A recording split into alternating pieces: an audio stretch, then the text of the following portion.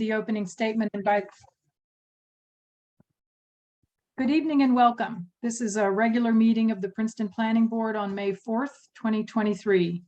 Pursuant to Section 13 of the Open Public Meetings Act, adequate notice of the time and place of this meeting has been given by prominently posting the resolution of regularly scheduled meetings of the Planning Board of Princeton for February 2023 through January 2024. A copy was filed with the Clerk of Princeton on January 17th, 2023. Legal notice on the adoption of said resolution was published in the January 13th, 2023 edition of the Princeton Packet. Notice of this meeting also has been posted to the municipal website, princetonnj.gov/calendar. Notice that all regular and special meetings of the Princeton Planning Board will be held electronically via Zoom, was transmitted to the Princeton Packet and the Times, and was filed with the Clerk of Princeton on Tuesday, January 17th, 2023. Please note this meeting is being recorded. During hearings on applications for development, members of the public will have an opportunity to comment and ask questions. Questions may be asked after an applicant's witnesses have testified. Public comment is heard by the board after an applicant's representatives have finished their presentations and have been questioned by planning board members and staff. Those wishing to comment orally should virtually raise your hand by clicking on the reactions or raise hand icon at the bottom of your Zoom screen, or if participating by phone, by pressing *9. Oral comments will be taken in the order in which hands were raised. We ask with respect that members of the public express your views in 3 minutes or less. We'll have a countdown clock to help speakers keep track of time. Please note that speakers who exceed 3 minutes will be interrupted. Inappropriate public comment containing obscenity, hate speech, or relating to matters not before the board will be muted. Carrie, will you call the roll? Yes, certainly. Ms. Capizzoli? I'm here. Mr. Chow?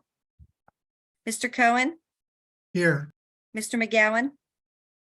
Mr. O'Donnell? Here. Mr. Quinn? Here. Ms. Sachs? Here. Mr. Texarney? Here. Mr. Taylor?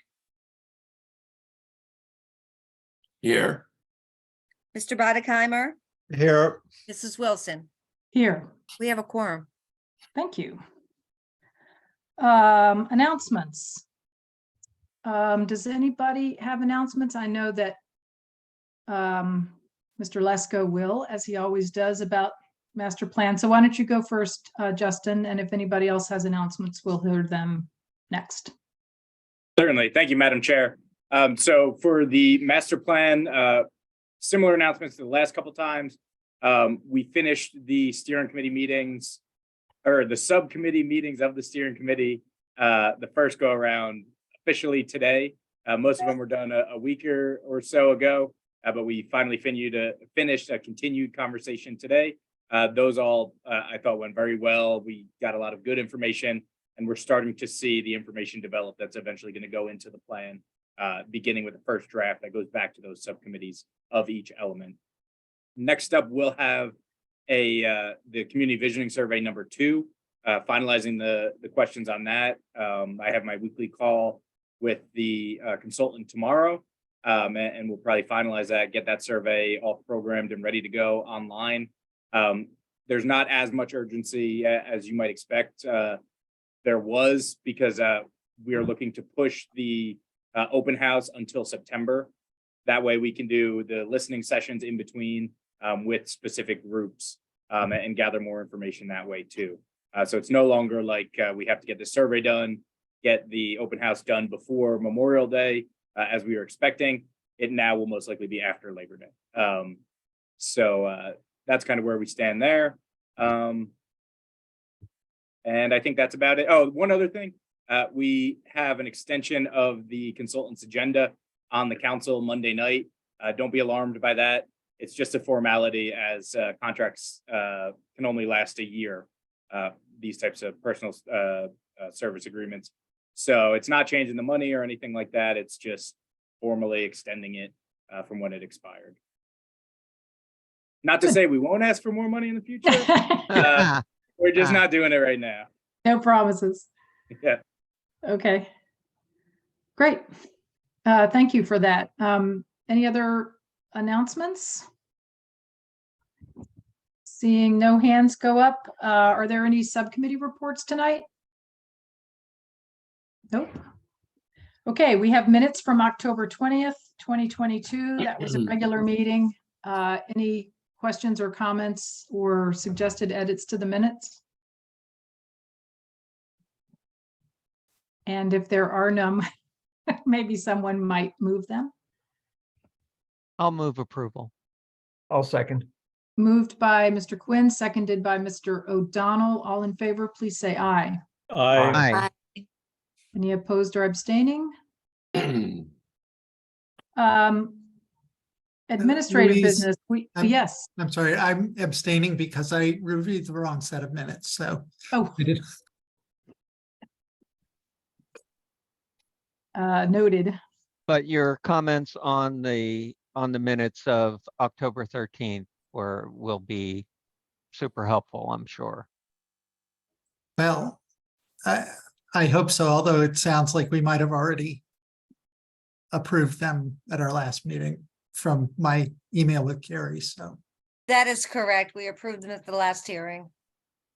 I guess it does raise a little procedural question, which is if we wanted to amend a set of minutes that were previously approved, is it possible to do that? Jerry? Yeah, I think so. I think so. Okay, that'd be great, because I'll just explain to the group. There's a section where there's a discussion of this is for 195 Nassau. There's a discussion about the boundary between the university's property and the applicant's property. And then there's also a discussion about the property line between the applicant's property and the residential properties on the other side. And they kind of got mixed together in a way that I found difficult to understand. So I tried to tease that apart. So maybe if Carrie can recirculate them, or people can just take a look, because I did send it to the board, send my comments to the board. Maybe we can take it up at the next meeting. I'll put it on for the next meeting as revised. Yeah, and are your, I missed that, David, I'm sorry. I just sent it. Oh, okay. Did your comments then show in edit mode, show that what you were, okay, great, Track changes, yeah. good, perfect. Track changes. As I said, super helpful. Okay, great. Next up, we have the appointment of Planning Board Conflict Counsel. This is something we just neglected to do in January, and I think it's always important to have Conflict Counsel. Stephen Goodell was appointed our Conflict Counsel, has been in the past, and so we did not go through any kind of, process or any repeat of a process sorry, the Grand Cats. You're not seeing them, but they're being very pesky. Sorry about that.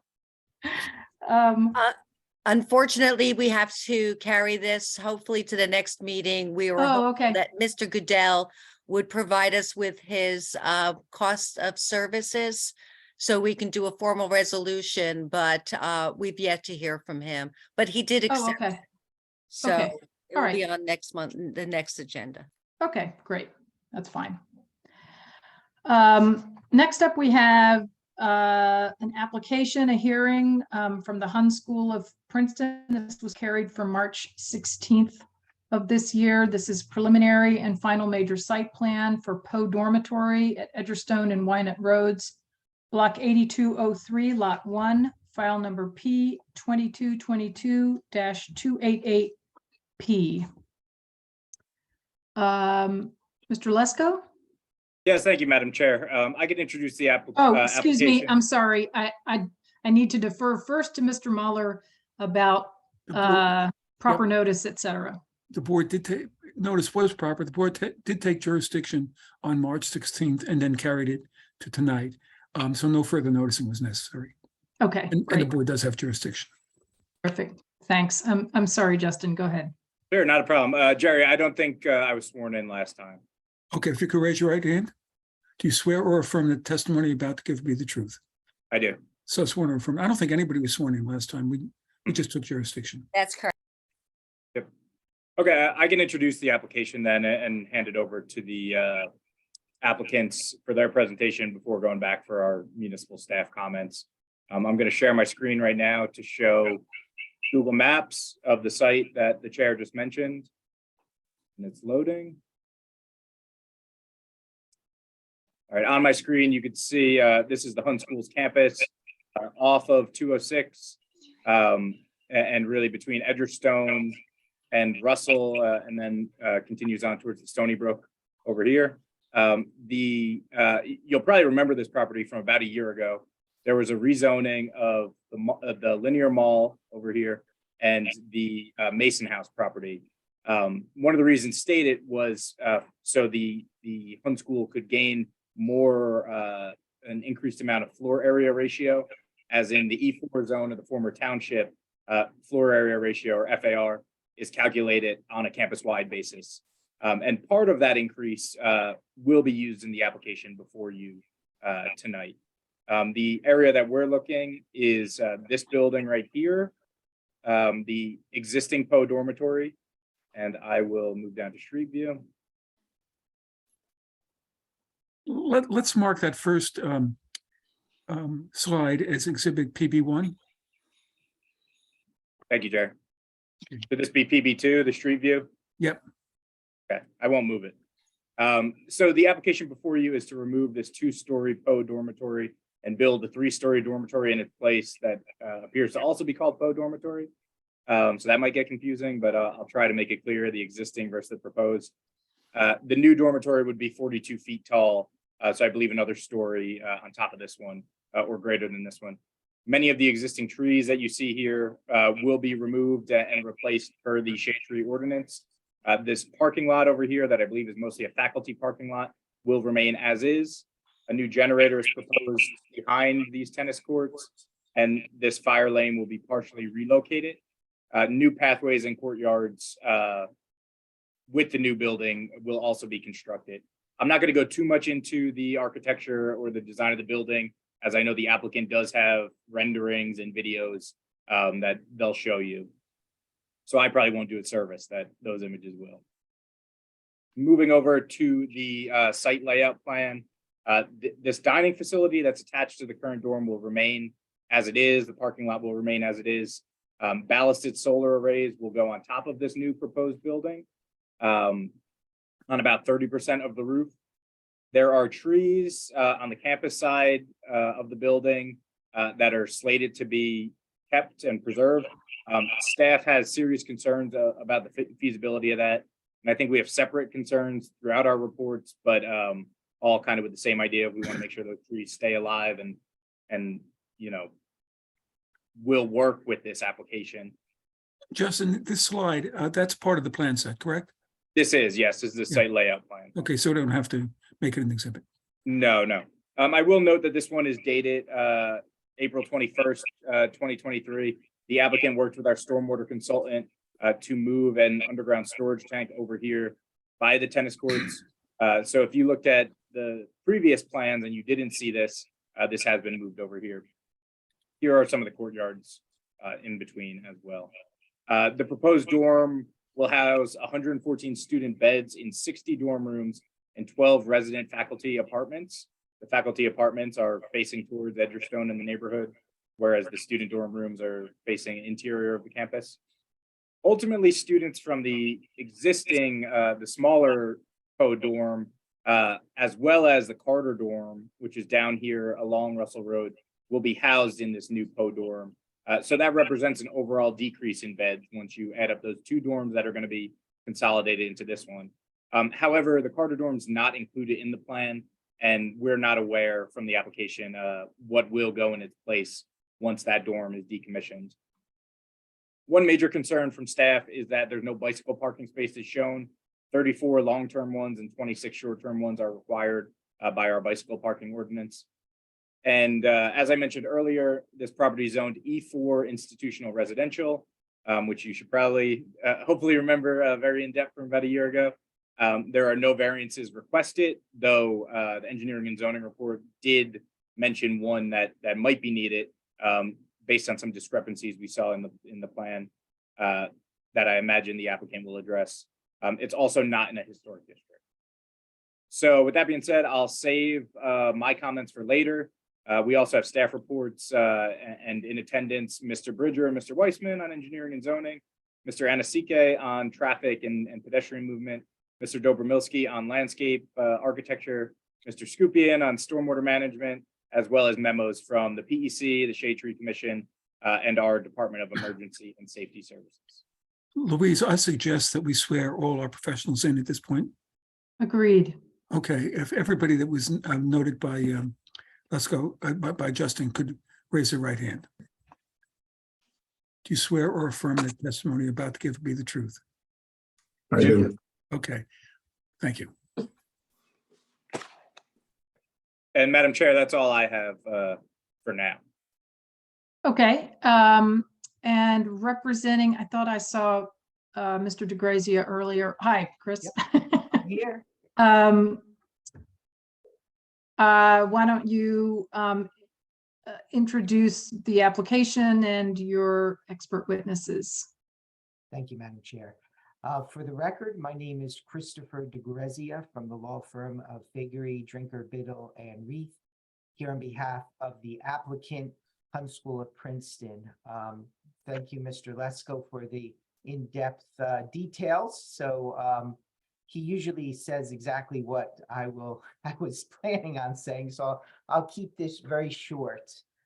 We're here this evening on a preliminary and final site plan application for Poe Dormitory.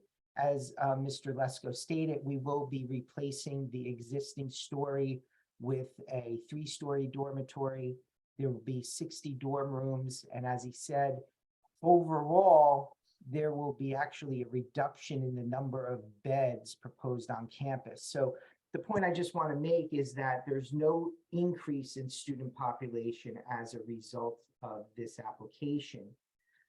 There'll be a slightly less beds, but the real difference is the quality of life for those living on campus. So this new facility will have amenities, will encourage interaction between the students, and it's going to be a really nice improvement for those that will be staying on campus. We have a nice detailed presentation with a number of witnesses. Mr. Mueller, would you like us to get them all sworn in at once, or Madam Chair, would you prefer Yeah. that? Or? Yes, please. Yeah. So we have the head of school, who will be our first witness, John Brome. John, we'll have to have you up.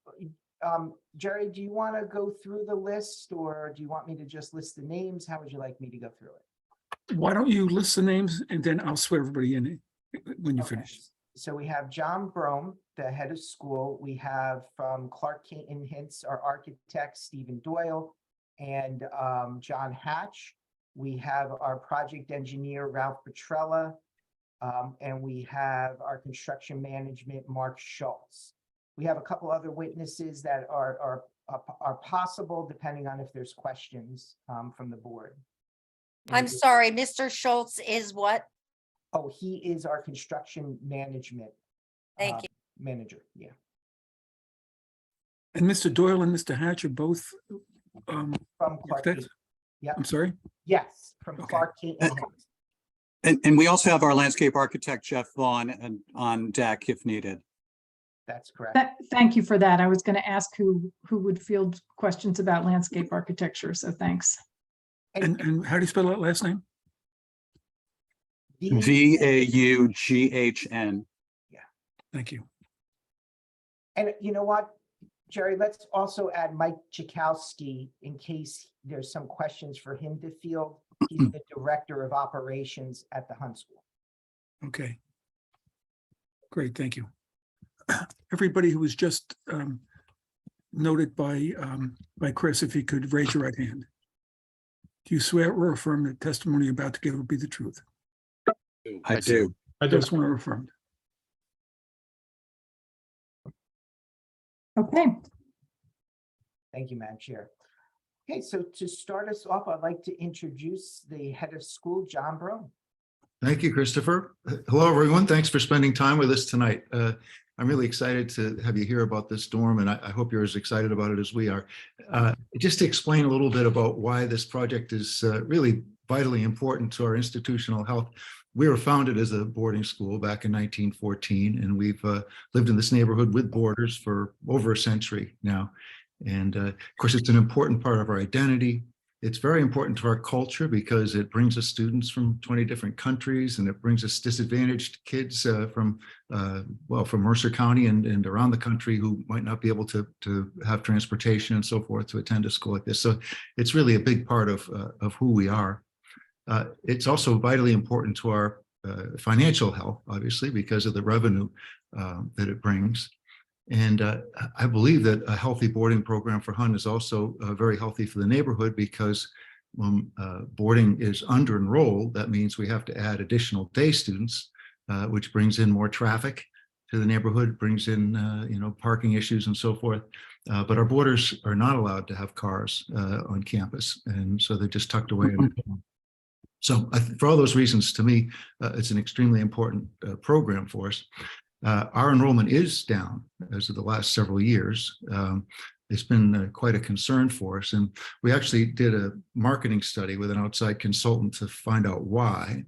And the results were that people love the boarding experience. They love the faculty and the character programs and all the activities, but they do not love our old dorms, which are Poe, as you've heard, and Carter. And both of those dorms go back to about 1960. Have not been significantly improved in that time. What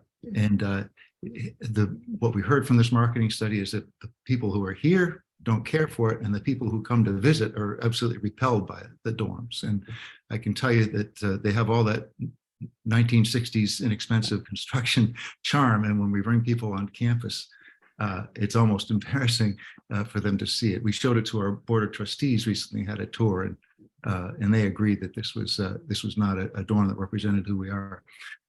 So among the problems, it has an antiquated HVAC system. It has no air conditioning, no individual controls in the room, so the kids are roasting in there in the warmer months. The aesthetics and amenities are terrible. Low ceilings, kind of cell block architecture in each small room. Low ceilings, did I say that? The layout is, it's kind of like a long airplane aisle in both of those dorms. So there's no sense of community that's built. It is kind of like a cell block. So I'm not surprised that people don't care for that. So our plan, or our hope, would be to replace Poe dorm, to tear it down and build a new state-of-the-art dorm in its place, where we could house all the boarding students who are currently in Carter Hall, or girls, and all the boys who are currently in Poe. And as Christopher said, or somebody said, we would reduce the total capacity of those two buildings from 128 to 114. There is absolutely no intention to grow the Hun School. What we want to do, in fact, we would like to be a little less fully enrolled, because we do have to over-enroll our day students a little bit to compensate for the loss of boarders. We would just like to change the ratio of boarders and day students. So the new dorm, as you'll hear, I think would have efficient energy systems, would have an up-to-date HVAC system and air conditioning. It would have improved bathrooms. It would have kind of a community design, so that kids are living in pods of about 15 students with 2 faculty families, so you could create the kind of culture that we want. All the amenities, I think, are beautiful. We thought carefully about the environmental impact, and I think you'll hear about the solar arrays and more efficient HVAC and machinery and new EV charging systems. And we are very cognizant of the neighbors. We've had 2 neighbor meetings in September and again in April. All neighbors were invited to hear our plans with the architects present, and heard generally favorable reviews from those who attended, at least. I think the architectural style will be really beautifully in keeping with the campus and the neighborhood. And we've been very attentive to the light and noise and all the other things that could be issues. So as I say, I think it'll be a boon to the neighborhood as well, to us, to have more boarders and fewer day on campus. So that's kind of a general introduction. Thank you. Thank John. you. Thanks, Mr. Brom. Yes. Mr. DeGrazia, who would you like to present next? Okay, we have our. Mr. Cohen, excuse me. Sorry, David, I didn't see your hand up. You have a question or? Yeah, I think it's appropriately for Mr. Brom. So sorry to interrupt the flow of the presentation, but I do want you to just talk a little bit more about the student body makeup. So I understand that there's going to be a reduction of 14 beds. My concern was if that represented actual reduction in the number of boarders, that you might compensate for that with an increase in the number of day students with a commensurate increase in traffic. So if you could talk about that a little bit. And then a related issue you didn't really touch on, but the 12 faculty apartments. I'm curious where those teachers are currently. Are they off campus? Are they somewhere else on campus? If you could talk a little bit about that. Yeah, both very good questions. Yeah, the enrollment question is kind of confusing. To get into specifics, we normally would target about 170 boarders. If we kept the total capacity we have now, that would be 184 boarders. I'm throwing in a third dorm building that has 56 beds. We haven't been anywhere near 184, and at the moment we're about 130. So what we'd like to do is go from about 130 up to the full capacity we would have with this change of 170. And that would allow us then to reduce the day population by several dozen students as well. That makes sense? And Great, yes, yeah. that's helpful. the faculty apartments, we currently have 4 faculty apartments in Poe. We would then replace that with 12 faculty apartments, which is good for the kids. You get more adult attention. If anything, perhaps that reduces at least 8 more cars off of the road for commuting purposes. But we would plan to maintain the current faculty residences that we have in Carter, which would be decommissioned as a dorm for kids, but would continue to have the faculty apartments in it that it has now. So we're saying about a net increase of 8 Exactly. faculty apartments, and that would be for people who currently are off campus and commuting. Exactly. Yeah. So also a reduction in traffic. Right. Those are the answers I was hoping for. Great. Good. Thank Thanks, David. All right, unless there's no other questions from the members of the board, we'll move on to our next witness. Good, thank you. Okay, I'd like to introduce together our architects, and we can have them qualified together. They're both from Clark King & Hints. We have John Hatch and we have Stephen Doyle. Can you go through education, license, and experience just real quickly so we can have you qualified? Sure, I'll start. John Hatch, I am a licensed architect in New Jersey and Pennsylvania and Delaware and New York. I've been licensed since 1992.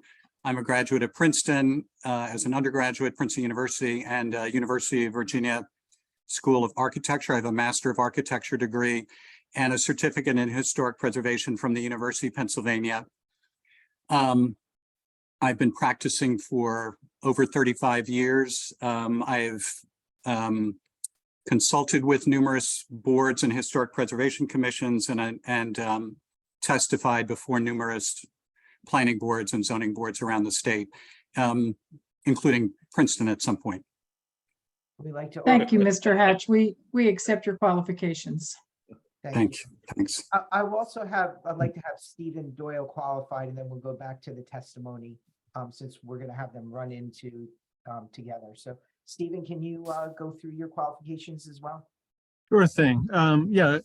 Hello, everyone. My name is Stephen Doyle. I'm an architect licensed in the state of New Jersey. I attended or received my Bachelor's of Architecture from Texas Tech University and also studied at the Vicenza Institute of Architecture in Italy. I've been practicing with my license since 2007 in New Jersey, but I've also completed projects for firms in California, Texas, New York, and Pennsylvania.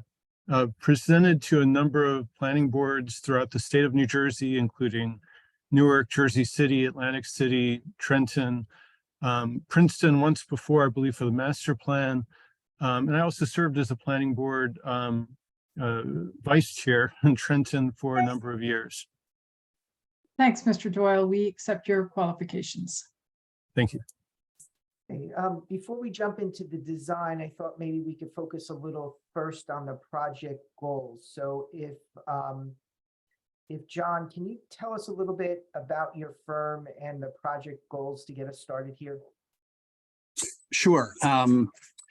Clark Hayden Hints, we are a Trenton-based architecture planning and landscape architecture firm. We've been around over 40 years. And we have been doing work at the Hunt School for 12 or 15 or so years, including the master plan for the campus, an update to their master plan, the renovation of the Bucks building for the middle school, and most recently, the interior renovations to a part of Russell Hall to create a state-of-the-art student health center. We've also done a fair amount of work in the municipality of Princeton and on Princeton University's campus, and then on lots of other campuses and in other neighborhoods and cities around the state and the region. Our work is focused on understanding and strengthening the surrounding context of each of our projects, and that includes the historic context, the neighborhood context, the campus, and the environmental context. And we really pride ourselves on designing enduring and sustainable projects that bring out what's best in the project surroundings. From our work at the Hunt School on the master plan, we are keenly aware of what John Brougham was talking about in terms of the outdated student and faculty housing that is now in Poe and Carter. These buildings, as he said, were built around 1960. They are concrete block, poured in place concrete floor, steel construction, double loaded corridor, very barracks-like, with little or no shared communal space, gang bathrooms, gang showers. They are inefficient, unattractive, and their construction type and configuration make them extremely difficult to renovate into spaces that would be pleasant and attractive for students. So our goals in designing the replacement for the Poe dormitory building and for replacing all of the beds, the student beds in Poe and Carter, are to create comfortable and attractive rooms and spaces that support student well-being and the school's educational objectives, while fitting into and enhancing the neighborhood and the campus. And we went to really great lengths, great pains to design a building whose scale, details, and configuration will help to improve its surroundings, breaking down the scale of the building so that it appears more residential, and configuring the building's footprint to preserve as many of the trees as possible. Now, so that was going to be my introduction, and then Stephen was going to talk more specifically about the site design and the building design. Thank you, John. Thanks. Stephen? Yeah, hi. I'd like to share my screen. I believe that worked. It did. Great. We can see it. Let's mark this into evidence. Can you describe what this is? Sure thing. We're looking at, this is a PDF of a number of drawings, but the drawing that's up now is the site grading plan. This is drawing CE5. Okay. And this was submitted as part, we submitted all of the drawings as part of a single PDF to the board earlier in the week, correct? That's correct. Mr. Mueller, would you like us to mark this as A1 and refer to the page, or just do it individually, like all of them together as A1, or is this just A1 and we'll cite to the page, the label? Let's mark them individually. Okay, so this is A1, and again, it's sheet CE-5.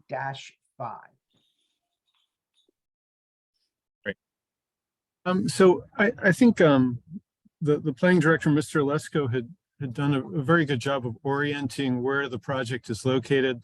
This site plan, I just want to pinpoint a couple little things. I think as John had mentioned, we're really trying to do lots of things simultaneously with this project, and we're really just trying to thread the needle between lots of different forces on the site. So we have an existing drive and parking lot on the north side of the building that will remain. We have the dining facility that's to the east of the addition.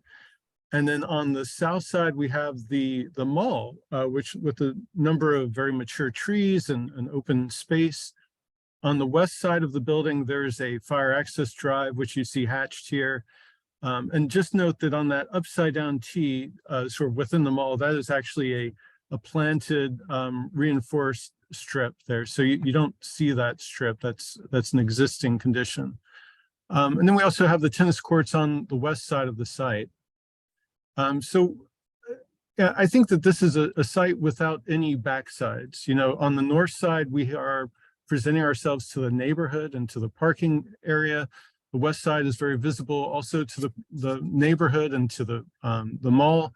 South side obviously is really facing the campus in a big way, and it's helping to redefine how that mall is experienced, I think. Going into the floor plans of the building, we can look at how this lays out, but I think on the exterior, it's helpful to think about these courtyard spaces that are created by the unusual geometry of the building. So on the mall or the south side, we have a main entry courtyard that's being developed. And this is really an outdoor gathering space for the students that live in the dormitory. So it's a wonderful southern exposure underneath a mature tree canopy. It features an exterior stair that has takes you down to the level of the mall and responds to the exterior stair that's at the Global Commons across the mall. We're also extending a sidewalk to the east that would connect to an existing campus network and provide accessible pathways to the dining hall and to other accessible pathways and even a connection back to the parking on the northeast side. Now, on the north side of the building, we have two boxes, if you will, that are extending that allow us to create two additional courtyard spaces. So the one on the left here is really envisioned as a quiet study area. So this becomes a courtyard for students and faculty to have quiet study areas. It's a very peaceful interior courtyard type of a space. And on move-in days, this becomes the way that you can get into the public lobby from the parking lot and load material into the building. But again, we're thinking that this space is something that is very passive and very quiet. To the east of that is an extension of the existing dining hall courtyard space. So the lighter yellow area is the existing raised plaza to remain. And then the remainder of the courtyard would be additional seating areas and pavement for that expanded courtyard with a sort of green planting zone along the edge. With that, I'd like to jump into the floor plans. This is drawing sheet A-101. This is the first floor plan. And should we mark this A2? Yes, A2, it's sheet A-101. If that's part of the plan set, I don't think it has to be marked as an exhibit. Okay, great. So again, this is the same orientation as the site plan we were just looking at. And I think that what's important here is to, again, think about those outdoor spaces and how they're kind of influencing what's going on the interiors. So the main entry and the main connection to the campus would be here at the south side of the building. So the vestibule is organized there on the courtyard. It's aligned with the walkway that takes you across the mall. And then that brings you into a lobby space. And from the lobby, you either go up to one of the upper floor levels, or you can access one of the residential wings on either side. And each residential wing is organized around a central sort of plumbing, a plumbing block. So that's where all of the toilet rooms are. There's a number of shower facilities on either side that are private. And then outside of that is just a central corridor that rings around the space. And then flaring around that are a number of dorm rooms. So we have a total of 60 dorm rooms organized on either side of the central core. And they're primarily double bedrooms. So we would have 54 doubles. We have 6 singles. And those are really intended to be resident assistant type dorm rooms, or even for special conditions if a student needs a single. Within each of these suites as well, we also have a common room, and that's more of a, well, it would be reserved just for the residents occupying each of these wings. So that's located here, sort of in the central core. And each of these common rooms have a kitchenette, and they're adjacent to a central laundry facility. So once you're within your wing, you have access to all those services you would need. Now, each wing also has access to a sort of an exit vestibule that would bring you to a second means of egress, the stair, and there would be a 3-bedroom apartment for faculties, and then also typically a 1-bedroom apartment next to that. So the idea is that as part of that community that the head of school mentioned, you have an adult supervision, or there's adults on each wing, pretty much, you know, on each floor level. So that telescopes up very nicely. Now the east wing, just because of the building geometry and creating these courtyards, it's a little bit different, but it still holds the same idea of having these common rooms, the toilet cores, the showers, laundry facilities, and then a sort of a square donut circulation pattern that brings you out to the dormitory rooms. Jumping up to the second floor, this is A-102. This floor is virtually identical to the first floor, except that you know, the first floor vestibule is not, you know, it doesn't telescope up. The common area on the second floor is really going to be a space that can be shared between both wings. So that would be a very glassy space facing the mall and facing the rest of campus here. And that has access to the main stair and the elevator, along with some additional storage rooms. But virtually the rest of the floor plan on the second floor is the same as the first floor plan. So it's organized in much the same way. Once you get to the third floor, this is drawing sheet A-103, you'll notice that the outside walls of the building do push in a little bit. And that's so that we can really express the exterior of this building as a 2-story building with a attic story with dormers, so that many of these dorm rooms actually have dormer windows that are part of a half gable roof. And we'll see that in some elevation shortly. But it still holds the same circulation pattern, the same general idea of these sort of circulating cores, access to 2 means of egress from each wing, and then a common lounge area in the middle of the building. The roof plan, this is drawing sheet A-104. Usually we don't talk much about roof plans in planning board meetings, but in this case, you'll see a hatch pattern, and that's where we have a steep slope gable roof. And that's a shingle type of a roof. And all of the areas that are shown in white, sort of in the central portion of the building, is a low slope membrane roof.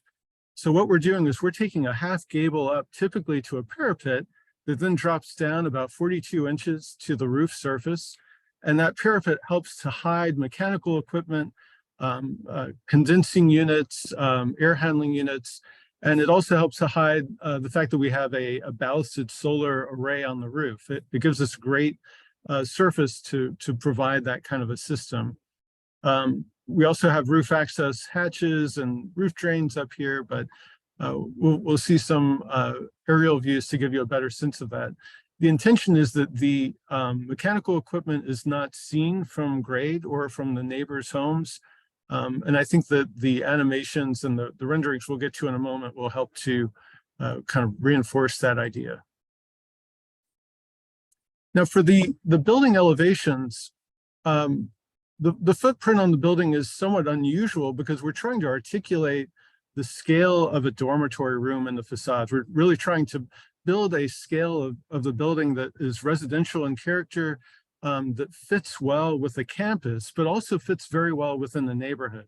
So the idea of having, again, a two-story vertical wall that transitions to a gable roof with dormer windows is something that is sort of a theme that has a number of variations on each facade. So we're dealing with very large windows for the dorm rooms. These are single hung windows that are about 6 feet high. You'll see a variation, whether they're groups of 3 windows or 2 windows, sometimes 2 windows spaced by a little a vertical thicker mullion. And then the central area in the middle of the building, this is really where our main entry lobby is. And then those upper level common rooms are. And that's pushed back about 20 feet from the main facade on the south elevation. Looking down at the west facade, I'm sorry, this is the west elevation.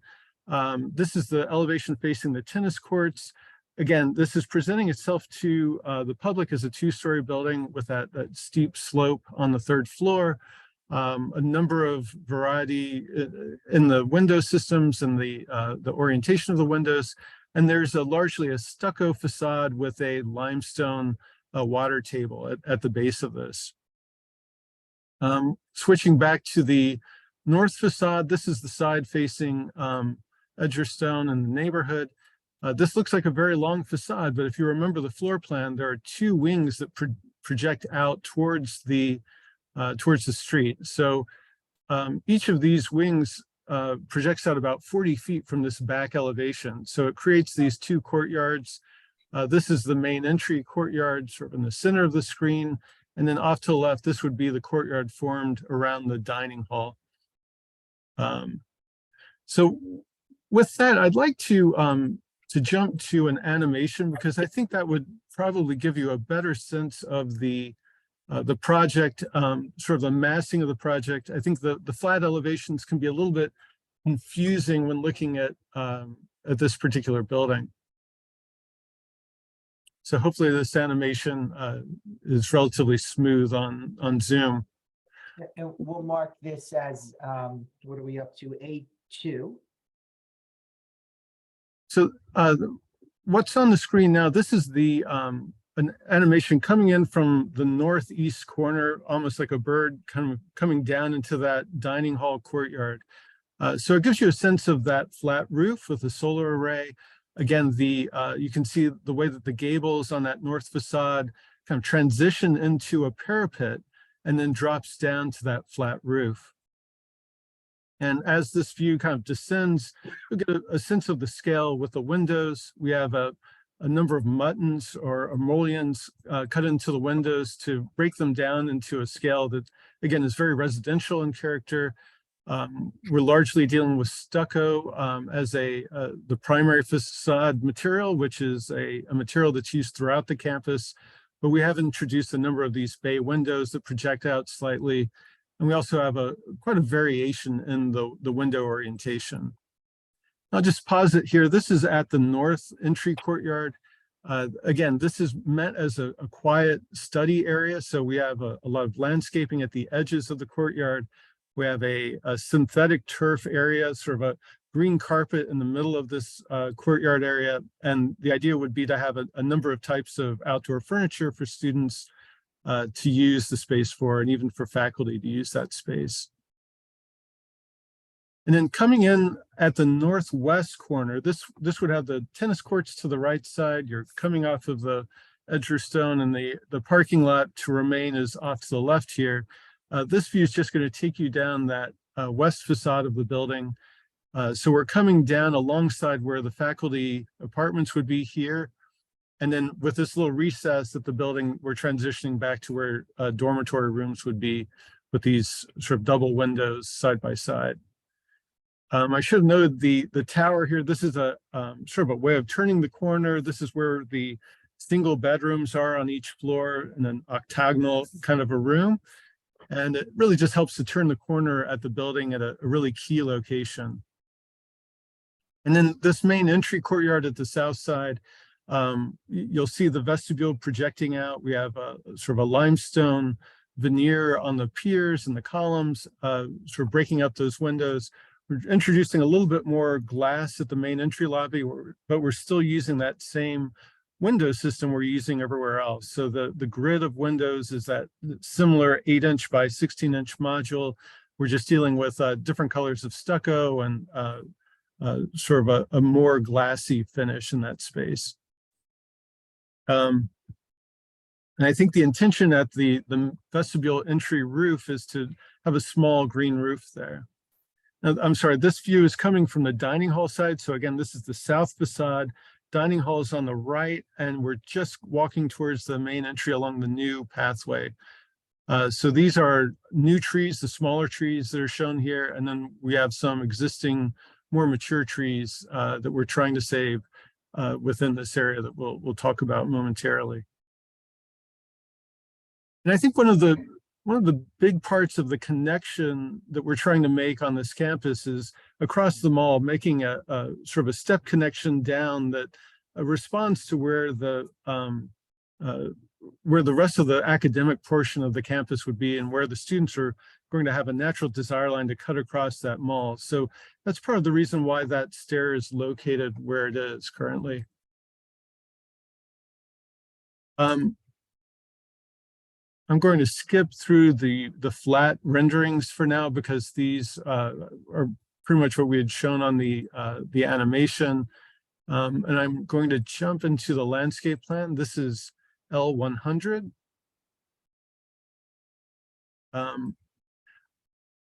And I think that the landscape plan, we indicate existing trees that we're trying to save with a dashed line. So the circular lines with the dash around them are mature trees, both on the south side and a few on the north side, that we're trying to kind of step the building around as much as possible. I know there are some comments about the main entry stair on the south side. One thing I'd like to share with you, our landscape architects have updated the landscape plans based on some of the comments. And I think that, you know, one of the concerns is that we had some shrubs planted at the base of existing mature trees to remain. We're looking at changing that in these areas of yellow. Likewise, alongside the main entry stair, we had some plantings there, and we're showing something that's more of a ground cover now. Stephen, before you go on, just may I interrupt for a second here? This one Sure. has some colored color in it. Can we mark this? Is was this part of the plan set, or is this the plan set with some additional changes? Yeah, I'm sorry. This is L100, and it does have a number of revisions that have been made to it based on comments that were received. Okay. What's the revised date, sir? Should we revise it today? I don't think it's dated, actually. I apologize, but we should put, I can stamp it May 4th, 2023. Okay, and we'll mark this as A3 since it's slightly different than the plan that was initially submitted because you made some modifications that you're talking about in response to comments. Has this been submitted to the staff, to Kerry? No. Not yet. And I think as we get through some of the other responses to particularly the landscape comments, I think there's still a number of other changes that we need to make before we make a final submission to just include all of the responses to the landscape comments. But I think, you know, the intent is, again, on the north side of that quiet study garden, we have a number of smaller trees that ring the south side of the courtyard space. We have some older growth trees on the northern end. We're planting some smaller trees again on the north side near the parking lot. And then we also have some more trees within that courtyard space at the dining hall, partially to screen the residential areas of the faculty apartments from the dining area, but also to provide some additional shade on that side. Now, on the south side, we do have a number of, I think we have 6 trees in total that are being proposed to fill in the spaces between the more mature trees that are on the mall. So there's a mix of 2 species, I think, that are kind of mixed in on this south facade. Just going back through the other drawings. I think our lighting plan, we have really 2 types of lighting on the project, sort of the campus standard full lights and then building mounted down lights. So between those 2, they're both dark sky compliant fixtures. The intention is to light walkways and emergency exits. We're really limited to having entrances in the building at those 3 courtyard spaces. So we're not required to provide any additional lighting on the west side or the north side. And I believe this concludes my testimony in regards to just the drawings. Chris, I don't know if I should start addressing some of the specific comments or. Yeah, if you have any, if you can go through the reports in terms of related to the architectural comments, if you haven't already addressed it in your report. Sure. I guess first, the planning memo that was dated April 28th by Mr. Lesko, there were 5 general comments. The first comment had to deal with item 20 on the green building checklist. So the question is, please address line 20 of the green building checklist as whether or not the red list materials would be used. I think there was some confusion in our response to the original green building checklist. Our office does not specify red list materials as an office policy. We would not be using any of those materials, and we would, as a specification section in our Division 1 in the construction documents, provide a section that refers to the current version of the red list and notes that they are materials not to be used. And then that spec section supersedes any other spec section within the spec booklet or any notes on the drawings. Just as a sort of a catch-all way of making sure that that is enforced as part of the construction documents. So long story short, we're not using red materials. Correct. We don't want to use carcinogenic materials on our buildings. Okay, just to clear. Item 2 was more of a comment. There really wasn't a question. It was just noting the massing along Edgerstone Road was respectful to the neighborhood. Item 3 was a concern about the mature trees, especially at the mall. And there were concerns about the new construction of both the buildings and the pathways and how they could affect the viability of the trees and their root systems. I think what I'd like to do is show our sheet L202. And I can introduce this as, I think this would be A3 as an exhibit. Is this the same that was submitted as part of our plan set?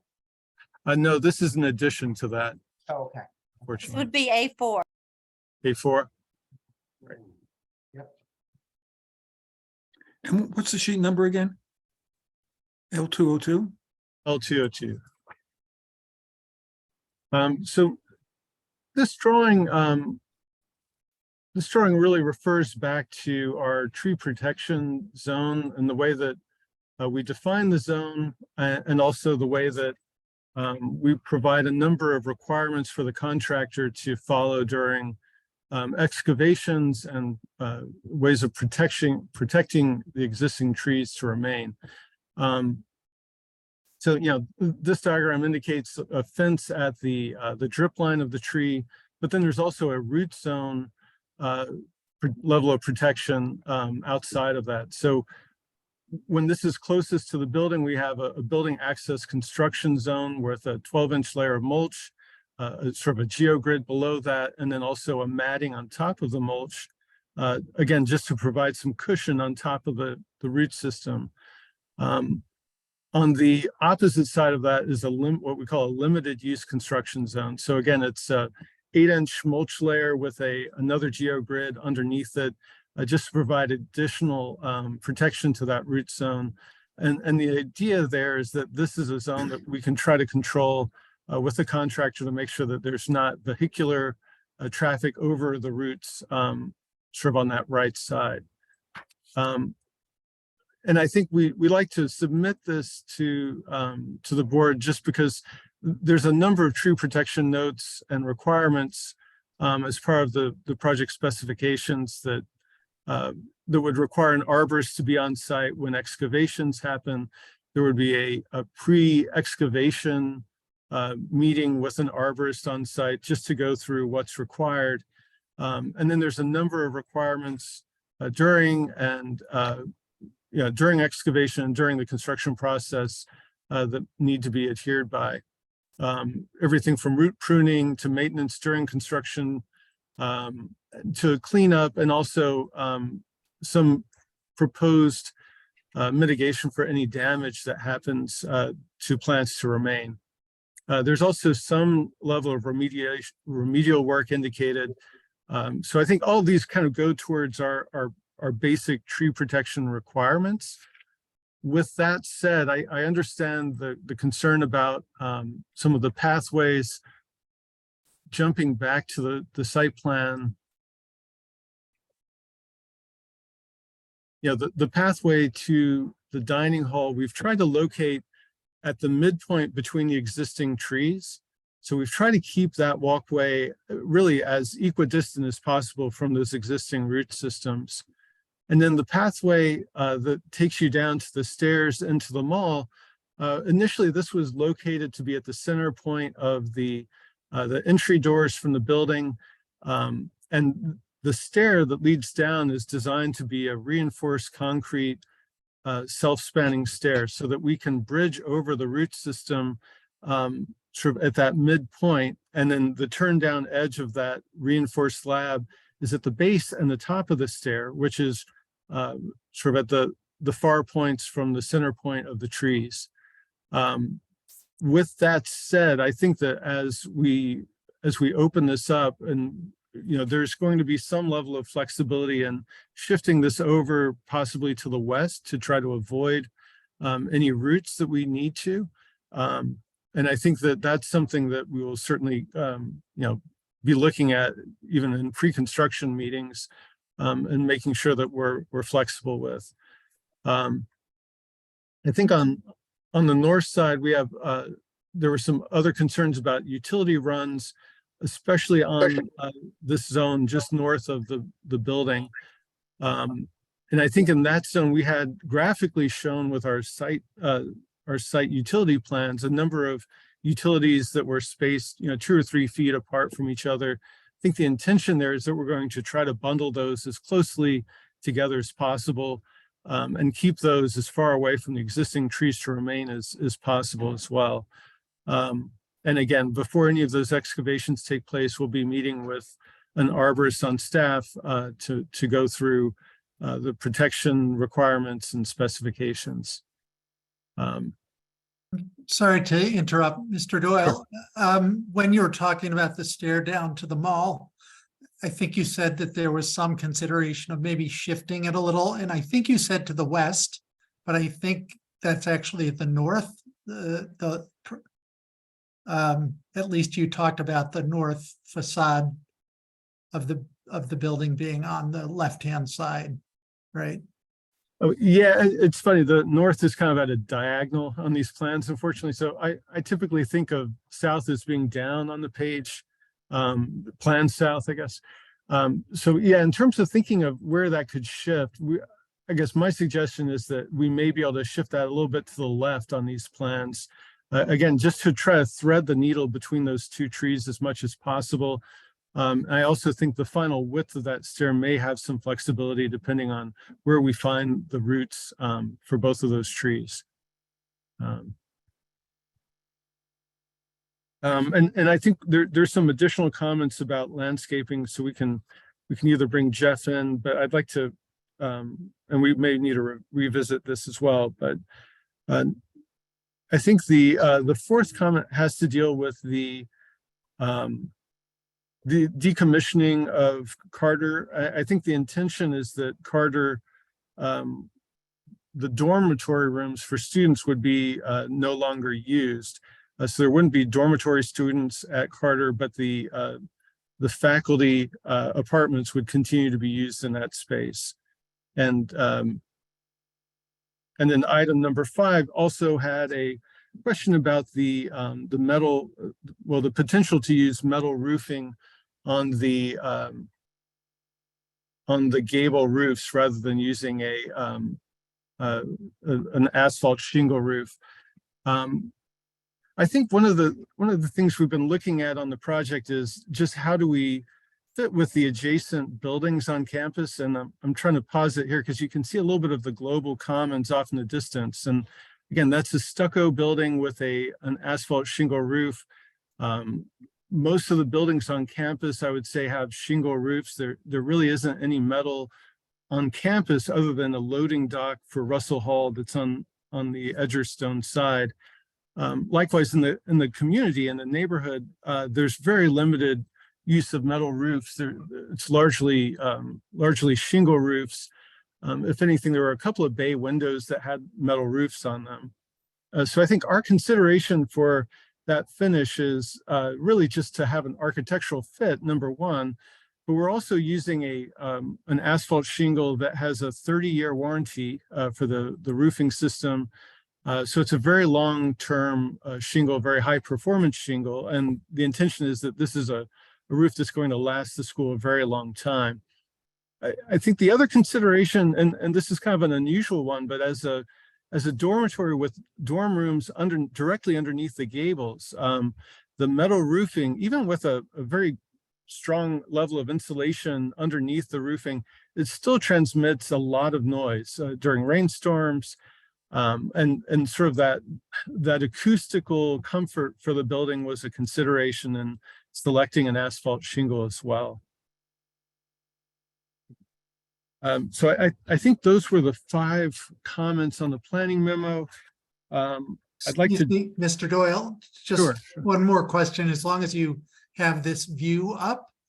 I'm just curious about those 3 sort of, I'm going to call them prisms that are sitting on the roof there. Yeah, I think they're over dorm rooms. Are you actually going to have cathedral ceilings in those dorm rooms, or what's the purpose of those? well, it's actually an overframing above the roofing, so the ceiling wouldn't be exposed to those 3 high ceilings. In some ways, it's more of a structural element to just brace the back of these 3 high gable roofs on that south facade. Okay.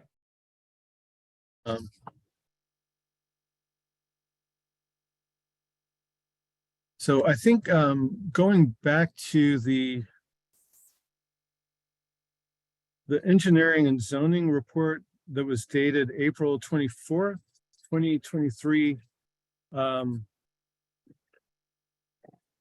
think the first zoning comment, comment number 1 under 3.0 zoning comments, it noted a discrepancy between the architectural drawings and the civil drawings.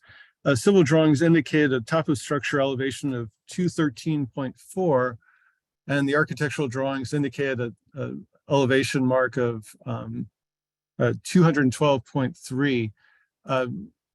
The architecturals are correct, and my understanding is that the civil engineer will correct the civil drawings to reflect that. So this is an elevation mark that is taken from the average existing grade. So our total roof height for the high point of the roof is 42 feet. And that's really an unusual condition that happens at the tops of chimneys and a couple of these high gables. Typically our high gable roof is about 3.5 feet below that. So again, that was comment number 1 for the zoning comments. And then under Under 4.0, staff comment number 1 relative to landscape. This is one of the concerns about the proposed drainage to the west of the building, and the utility lines to the east of the building are in close proximity to the existing trees shown to remain. The applicant shall address the means and methods to preserve these trees during excavation. I think that kind of goes back to the comment before of utility drawings need to show those utility lines spaced out just for drawing legibility. During construction, we're going to try to bundle those utilities as tightly as possible to keep them as close to the building edge as possible and away from that root zone of the existing building of the existing trees.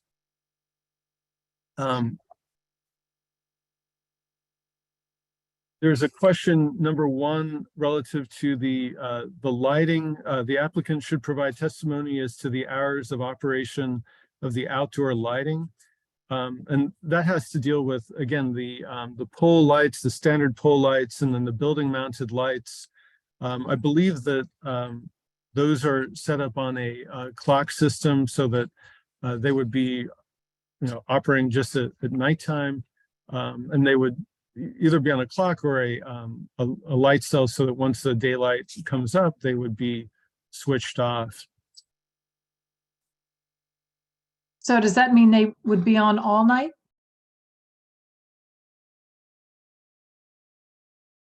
I think for the it may be good for the school to provide an answer to that one. I wasn't sure if they had made a decision or how their existing lighting works for the campus poles. Could we go back to 3.0 staff comments? What about comment number 2? Is any objection by the school to that? No, we have, Jerry, we have a residential agreement for the faculty, which is currently signed, which they currently use, which satisfies that requirement. So we could provide you with a copy of that. And we'll continue to do that for these units. So the resident, because it says by deed or lease, and we have this residential agreement, which is essentially a lease. So we'll have that condition in there. Be subject to staff approval. Sure. So, Mr. DeGrazia, maybe someone with the school can address the question of the lighting, that nighttime lighting, whether it would be on timers, whether it's expected to be on all night, whether it's motion sensitive. What's the deal? Maybe Michael, is that for you? We have, the dorm exists today with those outside. I know there's security levels that they need to keep. So Michael, are you the right person, or am I looking at? Yeah, no, I am the right person. At the exits, I think we're obligated to, through fire regulations, to keep the exit areas lighted overnight in case of emergency. And as Stephen stated earlier, all of our lighting is downlit and sky. Oh my God. All of our lighting is, you can hear my dog, right? Yes. All of our lighting is dark sky friendly, and but there will be some downlighting at those exits to keep them lit overnight through darkness. Yeah, and you're talking about exits from the building, or exits from the or more road No, type from the building. driveway. I'm speaking Okay. of the building. Yeah. Okay, thanks. Just Great, wanted. thank you. Yep. And Jerry, just since we're talking about the report, the engineer's report, the first comment we sort of skipped over is in paragraph 2. We're taking the Carter dormitory offline as a dorm. And we could provide, you know, however we want to, we could provide you an affidavit at the time of CO or right before CO to show that it's no longer, those rooms in there, the 30 rooms or so, are no longer are being used as a dorm. So we can provide that easily. Okay, But did I understand earlier, or maybe I misunderstood, that Carter will continue to be used for faculty housing? Yeah, I think there are, whatever the existing uses are there, other than the dorm will continue. I think the number may be 4. Michael, is that correct? Yes, the faculty housing will continue. And the school has, again, not made a clear decision how we need to use the balance of the building. But the one of the uses, as we talked about, is bicycle storage in the lower floor, which is at grade. The rest of the building, we're thinking about relieving some of the administrative offices in Russell. And finally, and again, this is down the road decision, is expanding our faculty housing so that we can attract quality faculty members to a town that frankly is quite expensive to live in.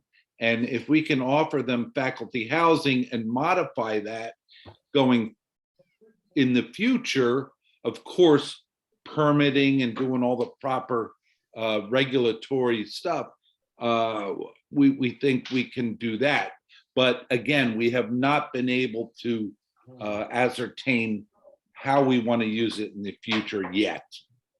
Sure, and I understand that's not part of this application. I was more asking out of curiosity. Yep, thank you. Thank you.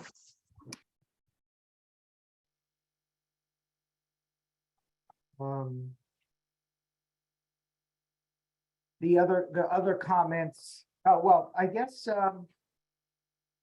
We're still working, or Yeah. someone was, Mr. Doyle was working his way through the engineering and zoning memo comments. And at some point we need to circle back and ask the landscape questions, but maybe it makes sense Yes. to go through all of these first, because they may be answered in the course of these presentations. so we're down, I guess the next comment on that report has to do with the stormwater management maintenance deed notice, which is acceptable. We'll get into stormwater with our next witness.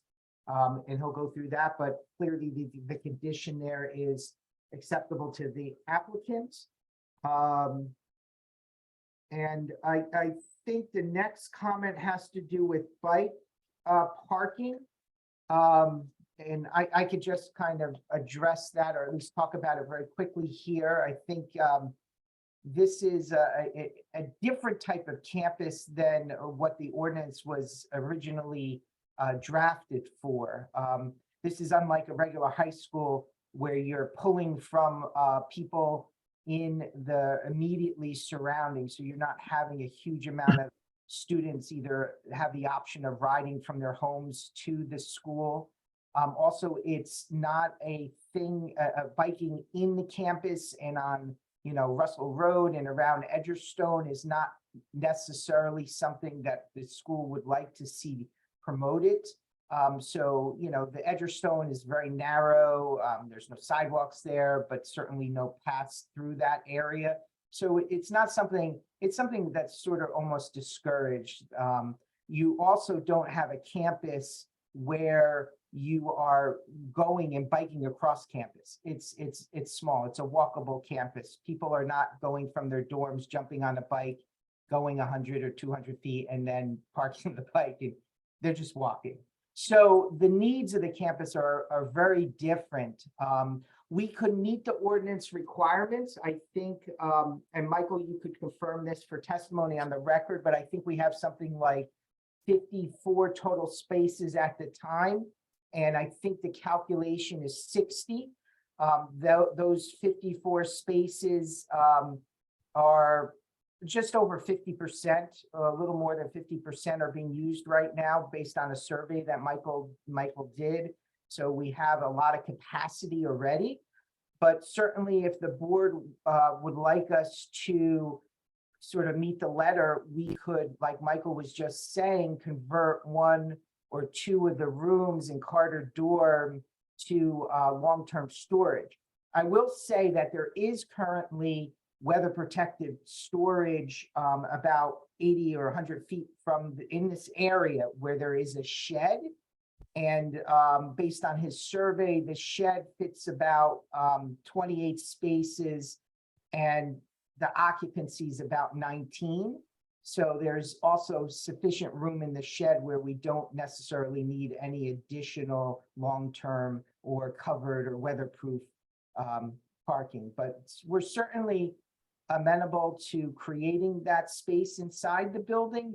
But, you know, at one point or some time in the future, or, you know, maybe even using it as banked, we may come back and ask for some relief because, like I said, the facilities are more than adequate right now, and it's not something that's, you know, encouraged almost here. So, you know, Can someone just point to where Carter is in relation to this storm? Mhm. Thank you. And can you show where the shed is with the existing bikes, just to circle it? Yeah, so that's where the existing shed is, where people put their bikes and protect it from the weather and rain. And like I said, there's ample capacity there. And we also have some space in Carter if the board would like us to make additional spaces. I mean, we can convert 1 or 2 of the rooms there. Okay. The alternative to that would be a waiver. Yeah, a waiver. That's what I was thinking, you know, Ms. Mueller. A waiver would make sense here in my mind, particularly because we have capacity and we have the ability to create spaces if we ever needed them. But again, I don't think we will. And you know, it's something that I thought we would at least should discuss before this board, because, you know, like I said, I think this is a little bit different than the typical high school or the typical higher educational campus where you're encouraging biking from building to building. That's not going to occur here.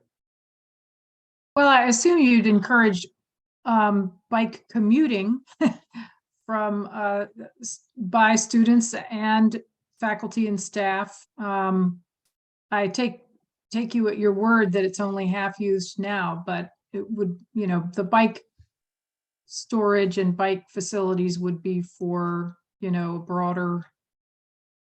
I think that well, maybe you can clarify, Chris, it's the 54 spaces that exist campus wide, or is it associated with the PO? No, it is. Well, let me say this, David, is that they're concentrated in 2 areas.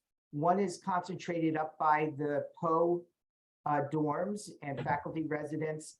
And then there's some additional spaces down by the faculty housing behind the townhouses where there's the athletic center.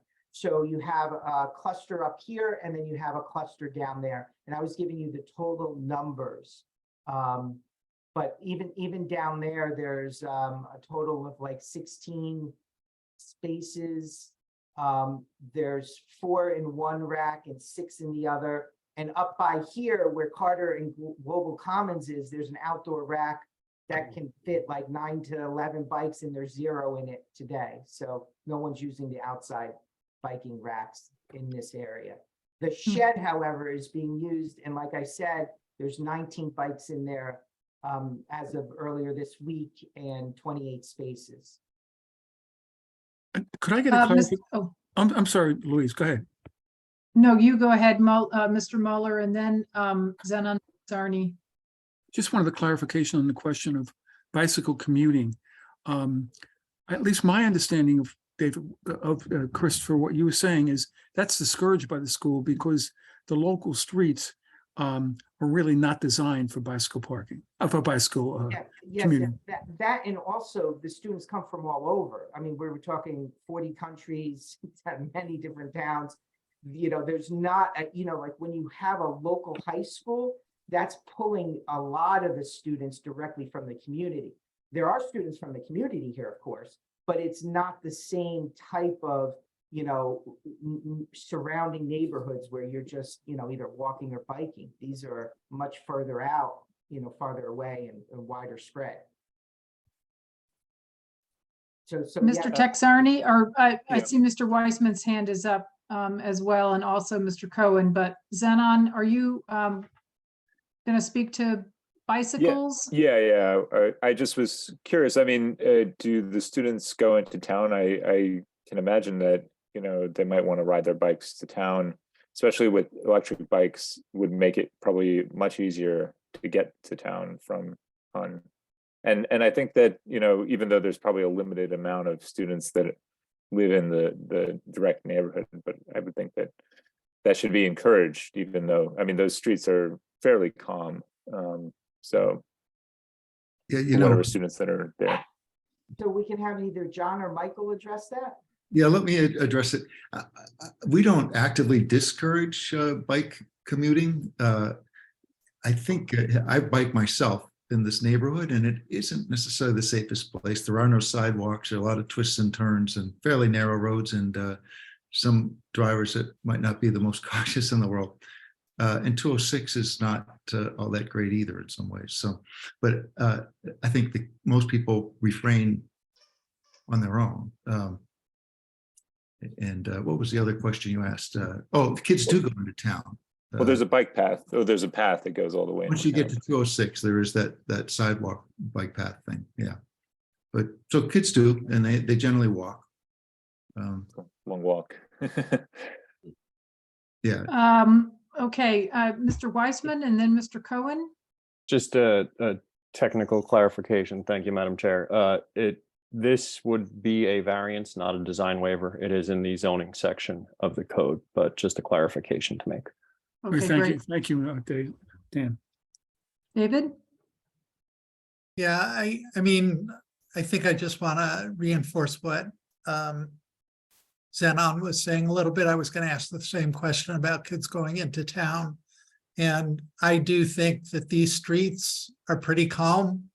You might not want the students riding on 206, but there is a side path, a fairly wide side path, and one that we're looking to upgrade to help students get into town. So, you know, and I think that as time goes on, you're going to see more and more kids who have grown up with a climate change sensitive attitude towards transportation, and whether it's an electric bike or an electric scooter, those are becoming very popular, and I think one needs to make accommodations for them. And the last point that I'll make is just that the less students use the vehicles, the more need there is for long-term storage. So I want to just make clear that the distinction between short-term storage and long-term storage is long-term storage is like for a dorm where students will have their bike year-round. They may not ride it for 3 months because it's cold and snowy out, but then they have it in the spring and the fall when they need it. The short-term storage is for riding to class. And I hear and accept what Chris is saying about it being a small campus and there not being a lot of riding around campus to get to classes and so forth. But all that does is it says you need less short-term storage, but you still may need the long-term storage. Really good point. Thanks, Mr. Cohen. Mr. Boddigheimer? I just want to let people know that what I'm about to say is quite admittedly a mishmash. And it will be a mishmash. I start with being an ardent bicyclist and bike supporter. I'm concerned. Oh, God. look, I'm sympathetic to what Zenon and Councilman Cohen have just said about the need to have infrastructure and the distinctions between long-term and short-term. I'm sympathetic to the observations that representatives of the school have made about this not being a, it's just not. It's not a very attractive place to go by bicycle, and there's not a lot of motivation to leave the campus regularly or to go there by bike. It's just not that, in the world of places that you go to and come from on bike, this is not the kind of place where you're thinking about, this is where we want to focus bike activity. I'm also just enormously pained by it's an embarrassed but frank acknowledgement that the people who are driving on small roads around a place where there might be people walking their dogs or biking are inattentive and dangerous. And I mean, I just say, in an environment where bike and pedestrian accidents are going up, I just don't, I react really negatively to the polite, but hands, held up attitude towards people who are frankly behaving badly in giant cars on small streets with vulnerable people on them. It makes me crazy, and I don't want to hear any language from anyone excusing that or acknowledging it, like in the boys will be boys kind of way. So just, we can't accept that kind of behavior from drivers and have that be an excuse for why we're not promoting bicyclists. I mean, this is, I don't want to be the guy who's always talking about this dog was killed by a driver on a street with no sidewalks by somebody who was turning a corner to looking at their cell phone. But I mean, honest to God, as I said, this is a mishmash of commentary. I don't come down either way on this, but I mean, I also don't want us to have a performative outcome where we're requiring the school to have bike storage infrastructure when we're not doing what we should be doing, which is making it a lot safer and a lot easier for kids who have the opportunity to ride their bikes to the high school in the center of town, which it's a good point school's representatives make.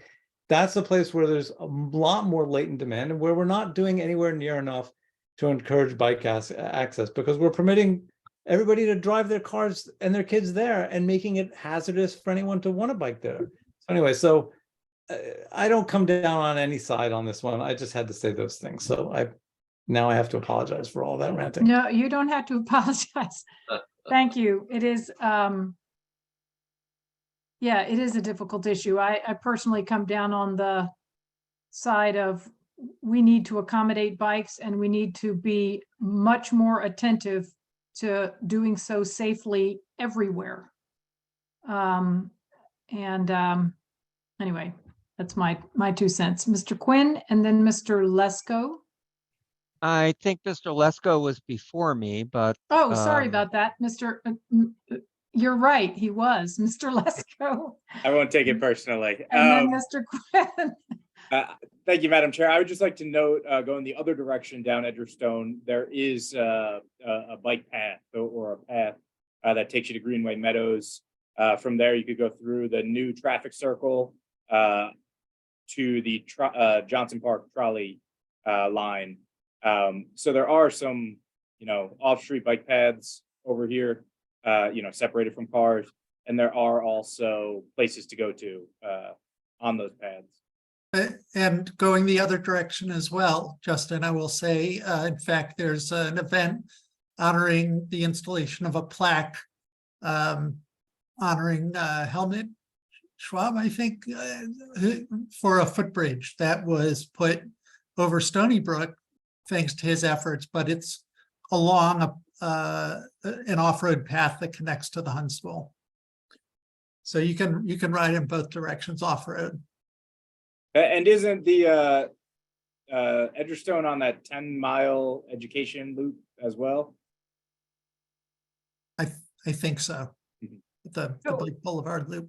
If I may, I see a lot of people commenting.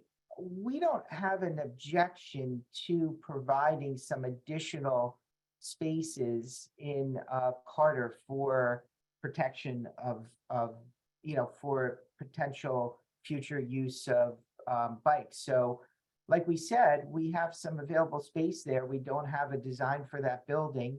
We could take one or two of the rooms on the first level on the west side of the building and use that for indoor bike, electric bike and scooter storage, or at least reserve it. I don't know if there'll be a need or not. Maybe there isn't, maybe there is. And we can talk about that next time we come in before the board, but we would be happy to do that Okay, if that satisfies the board. So, Yeah. I'm just trying to kind of, I'm not saying we're objecting to it. We're just saying that the needs here are a little bit different, but we'll be also happy to allocate or preserve some of that area should there be a greater need for storage and long-term storage, as David mentioned. it might also be an opportunity for the school to communicate with students about ways to bike off campus without, on all of these bike paths and pathways that are separated from the road. Mr. Quinn, and then Ms. Sachs, and then Mr. So- Les. Thank you. Mr. Lesko covered a lot of my points. I'd also point out that there is a connection that Mr. Cohen referenced is on the official bike map of the municipality, or it was in the previous version. And I've had the pleasure of riding with Mr. Cohen and several members of the PBAC through there. And, again, when you talk about comfort levels and riding, it's very much an individual thing. And I just wanted so I appreciated Mr. Boddingheimer's, what he termed a mishmash or of thoughts. That was helpful. And I do think that even though this was a conversation that was spurred by a discussion of bike parking, that I think it's good for the applicant, for school personnel to know that there are alternatives. And I think Councilman Cohen is correct that increasingly there will be a desire by students to find a safe way into town. So anyway. Yep, thank you. Councilwoman Sachs? Yeah, I really to Nat's very poignant comments about not just letting car drivers be car drivers, and to the point about safety in the neighborhood in general, I would encourage the school to have a conversation with Councilman Cohen about what the town is doing with Vision Zero and general safety, and David, maybe you can follow up and reach out to the school, because it seems like maybe that's a conversation that would be worth having. I think that's a good idea. Mm-hmm. Yeah, thanks for that. Mr. Lesko? Thank you, Madam Chair. I just wanted to follow up on Mr. DeGrazia's comment. I think we're being very cavalier about a zoning requirement here. We definitely, if it was car parking, we wouldn't be kind of talking the way we are.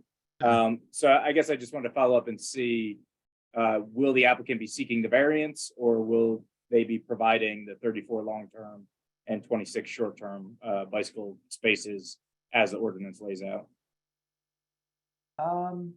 I think that we have an existing 26 short-term throughout the campus, and we're not planning on any more short-term, because like I said, we have racks that are basically empty. And if that meets it, that would be great. If not, we'll request a variance. With regard to long-term, we do have that shed. But even aside from that, I think we could fit an additional 34 spaces in those two rooms. So between the shed and those rooms, we certainly will meet the number there, unless we're going to make one room and kind of bank the next room if there's a need. So convert one room at the beginning, and then if there's a need, go to the next room. And if that requires a variance or an understanding of the banking I guess that's, you know, up to the interpretation of the board.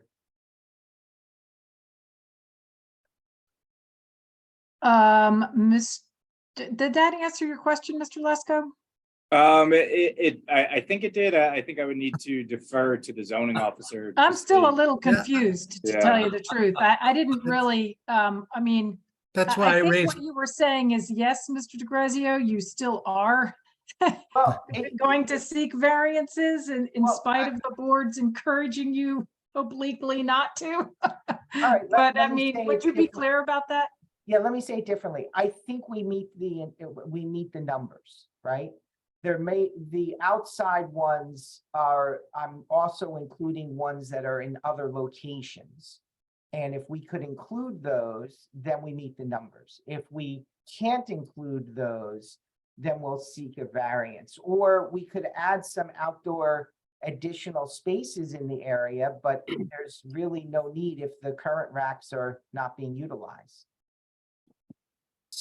Well, it yes, seems well, to me from- I'll just jump in. The reason I raised my hand is I do think we need from Derek an interpretation of whether, you know, this is a requirement of bike parking for this one building.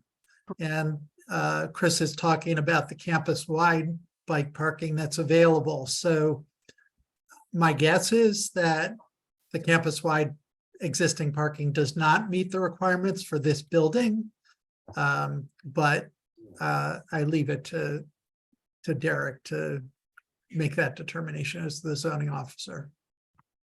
But I will say, you know, I don't think that, I think we need more planning testimony to support the variance. You know, like if Chris, you're not a planner, all due respect.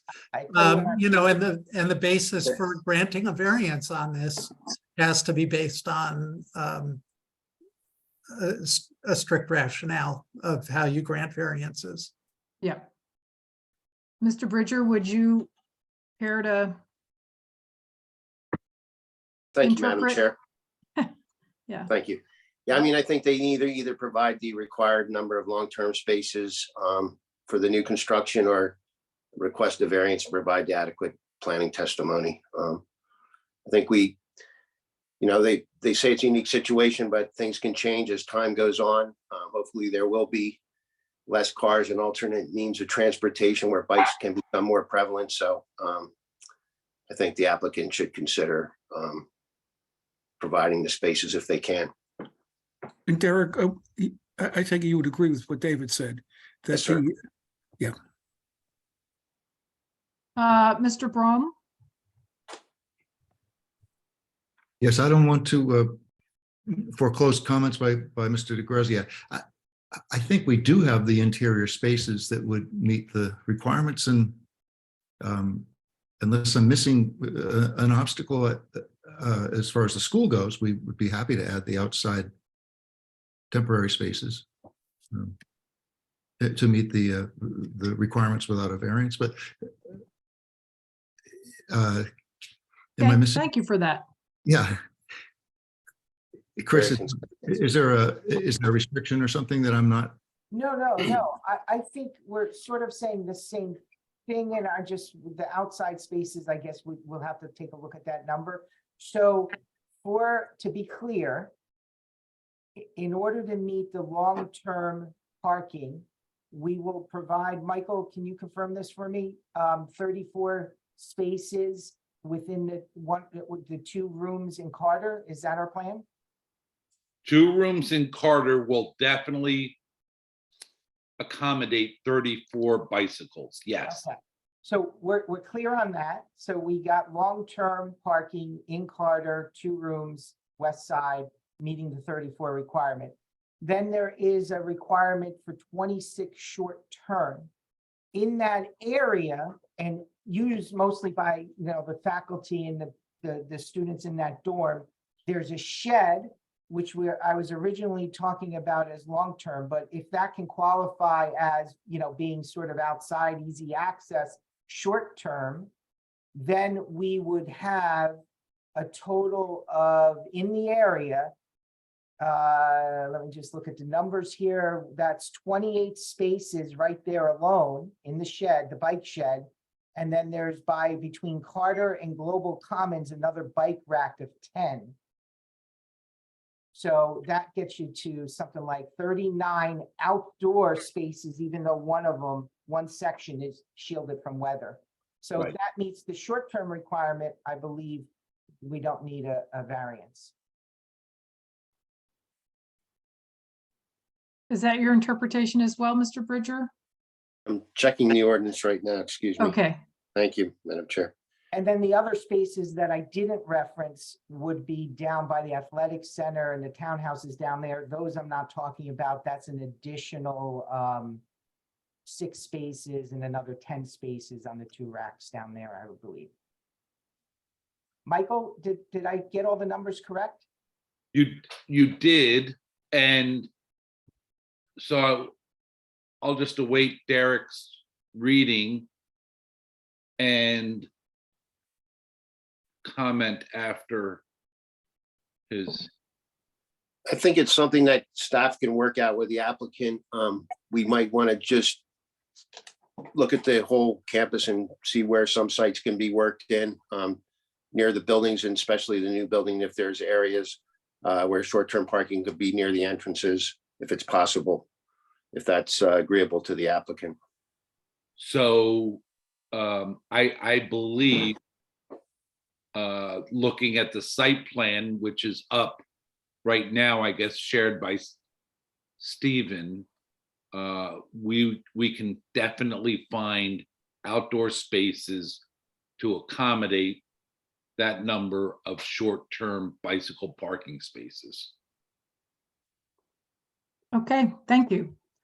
Mr. Anosike and then Mr. Lesko. Yeah, yeah, I was just gonna ask Derek.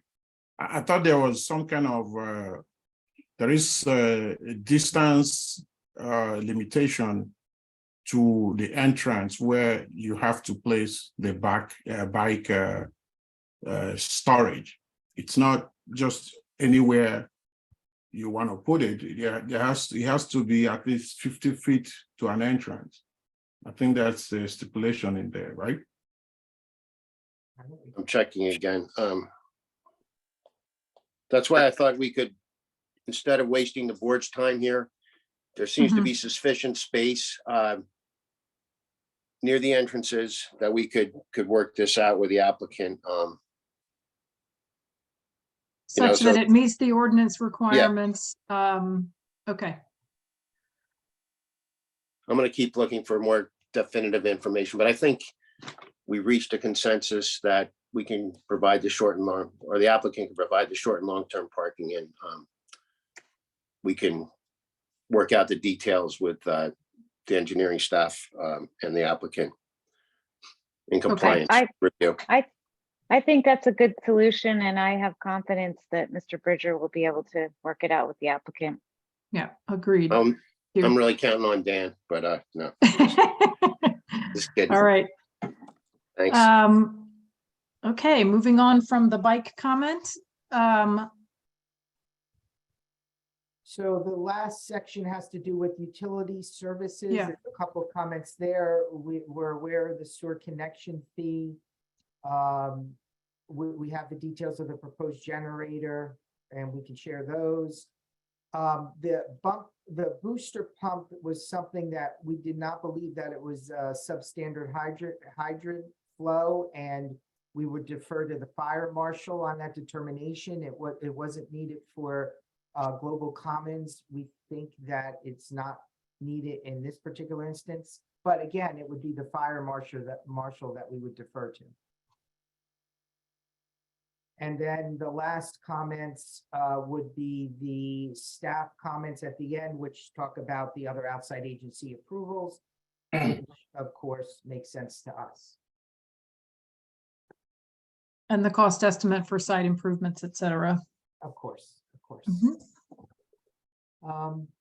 Stephen, did you have any other comments from the other reports that you wanted to go through, or if not, we'll pull up Ralph. I think there's a couple other reports that may have some relevant comments? It's Laura? also 9 o'clock, just to let you know, Madam Chair. Actually, I have 8:50. Or, isn't that right? It's 8:50. Yeah, so let's give it 10 or 15 more minutes. And then we will take a break at 9 or shortly thereafter. I think it makes sense to hear from your experts, witnesses about the stormwater systems and whatnot before we go through and hear more testimony about landscaping before we go through the Report. Environmental Commission and Shade Tree Commission memos. I would also like to hear the applicant's responses to the traffic consultant yes, report, which yes. was fairly late breaking, but Yeah. And Dan Dobromelski's report as well, I take it. Yes. So let's introduce Ralph Petrella, who can take us through the stormwater. Ralph? Need to have my qualifications. Yes, please do. So I am a New Jersey professional licensed engineer. My license is active and up to date. I received a Bachelor of Science degree in civil engineering from Drexel University. I have been practicing civil engineering for over 27 years. I have presented in front of this board multiple times, as well as countless times throughout the Burlington, Mercer, and Middlesex County areas, as well as Cape May County in New Jersey. We accept your qualifications, Mr. Petrella. Thank you.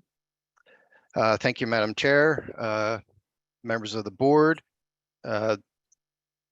It's interesting for a site engineer, especially for a project of this size, that there's basically minimal site improvements here. The majority of this project is really the new Poe dormitory.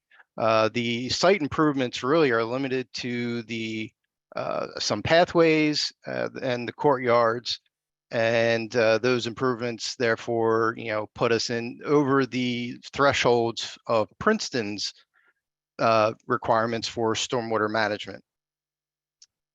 With that being said, the original, I guess, can I share my screen?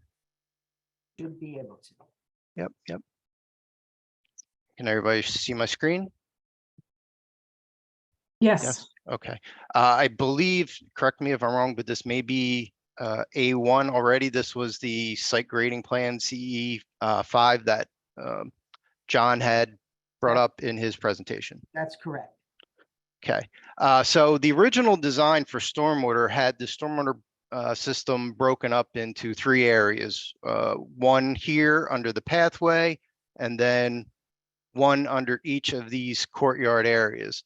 The original thought from the Princeton staff was that the design that we had was not a GI measure, therefore did not meet the town's stormwater requirement to provide a GI measure for water quality. I By want to GI, thank, you mean green infrastructure? yes, Madam Chair, sorry, yes, green infrastructure GI. I do want to thank Dan Weissman and Joe Scupian for having countless calls with us to help work through this stormwater question. After one of our conversations, Dan and Joe did have a conversation with DEP about this, and DEP did agree that the original design would be a GI measure. And unfortunately, after we found that out, we got the detailed results from the geotech report in this area, and the soils right around the building where we were going to put the GI measure turned out to be D soils. Therefore, there's no existing recharge happening now. And even though there is nothing that changed in our stormwater design, because we couldn't recharge the water that was getting to those systems, they would no longer be considered a GI measure.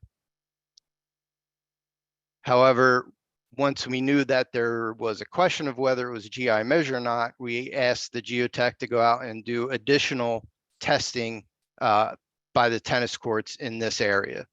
And from those results, we did find acceptable levels of recharge. And basically all we did is take the same design, which is an infiltration system on the bottom with a detention system on top. It's all underground. There's a sand filter, and that is the treatment for infiltration recharge.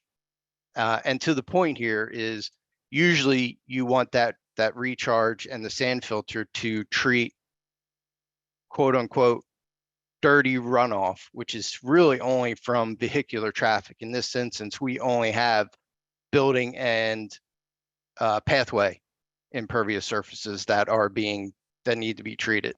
So in the end, long story short, we do provide an acceptable GI stormwater system that treats the water quality.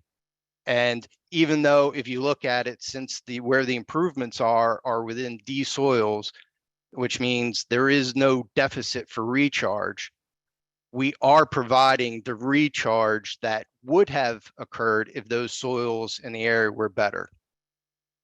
So we are going above and beyond what the technical rules, stipulate. Good. The other, yeah, that was a long and circuitous pathway of trying to get this worked out. Especially very frustrating the fact that, it wasn't a GI measure, it is a GI measure. Soils don't allow us to be a GI measure, and we really haven't changed the design, we just changed the location. There were some other comments that I believe everyone that Stephen had addressed on, the others. Joe Scupian's memo, there were really no comments. He noted that everything was fine, except there were two minor issues. One, we need to submit an O&M. We knew that just in our rush to try and get the stormwater done and finalized. We didn't submit that, so we will submit that as part of a condition of approval. And we will make the minor text change in the engineering report to address his comment number 2. And the traffic memo, item number 1, it was really just a comment. Number 2, which is the fire lane. So in reality it's only a minor realignment. So right now, if you can see, I'll try and zoom in. Mr. Petrella, let me interrupt you for a second. Mr. Sure. Cohen, you have a pressing question? I'll wait until after he's talked about the traffic as well. Okay, thanks. Sorry. Sorry, Go ahead, that's Mr. fine. So zoomed in, you can see here, this dashed line represents the limits of the existing stabilized emergency access. And this darker hatch overlap is where we're realigning it. So the realignment really is only occurring in this area in proximity to the tennis courts, and in this area to push it away from the building. It's the same width, it's the same material, and the fire memo states that the site is adequate for fire suppression activities. But if the traffic consultant and the board still would like a turning, it won't be a turning template, but we would just show the fire emergency access vehicle driving this route, we can certainly provide that. Item number 3 was a call out on the site plan. That was in this area right here, and that was in an older version, so there are no stairs proposed. That call out will be removed. So that was just a, leftover that we just missed in trying to redo the stormwater management. Item number 4 is related to the ADA access. It's my understanding that given the change between the two buildings is that the ADA accessibility is actually improved with the installation of the new dorm over the 1960s dormitory, and that access from the, so right now the ADA parking spaces are located in this general area right here. And so ADA accessibility would still be as it is today, other than that now we're providing a more direct pathway on the outside for that. There are no changes proposed for the parking lot at this time. We did take a look at the existing grading within the parking lot to see if potentially we could bring some ADA spaces in this area. And right now, the requirements for ADA require a maximum of a 2% slope in any direction for parking spaces. And right now, the existing parking lot is 3%. So just, it would not be a simple restriping that could occur at that point. We would then have to consider the potential of reconstructing the parking lot, which is not a part of this project at this time. Comment number 5 is related to the seating area. While not shown on this plan, there are two, they're not fixed, they're movable. One is in this general location and the other is right in here. And what we'll do is we will move them and site them in an approximate location such that wherever they are, they'll have the same offset from the existing emergency access from the proposed. So if currently it is 3 foot off of the existing, it will be no closer than that. But that is always subject to the school as to whether they provide that or not, the seating or not. Could we go back to item 4 for a second? Sure. In terms of the bold, do you have any problem with the first sentence in the bold making that a condition?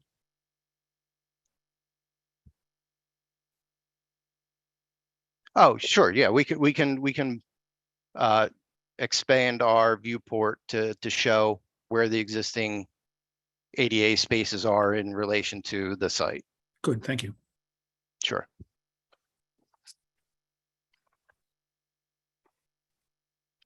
And the last comment, I think we've already discussed that, and that's related to provisions for bicycle racks. Oh, yes, indeed. I think we discussed that. That's really all I have as far as the site presentation. Okay, Mr. Cohen? Yeah, I wanted to ask a question that we really ask all our applicants these days, which relate to the new stormwater quantity calculations based on projections out to the end of the century.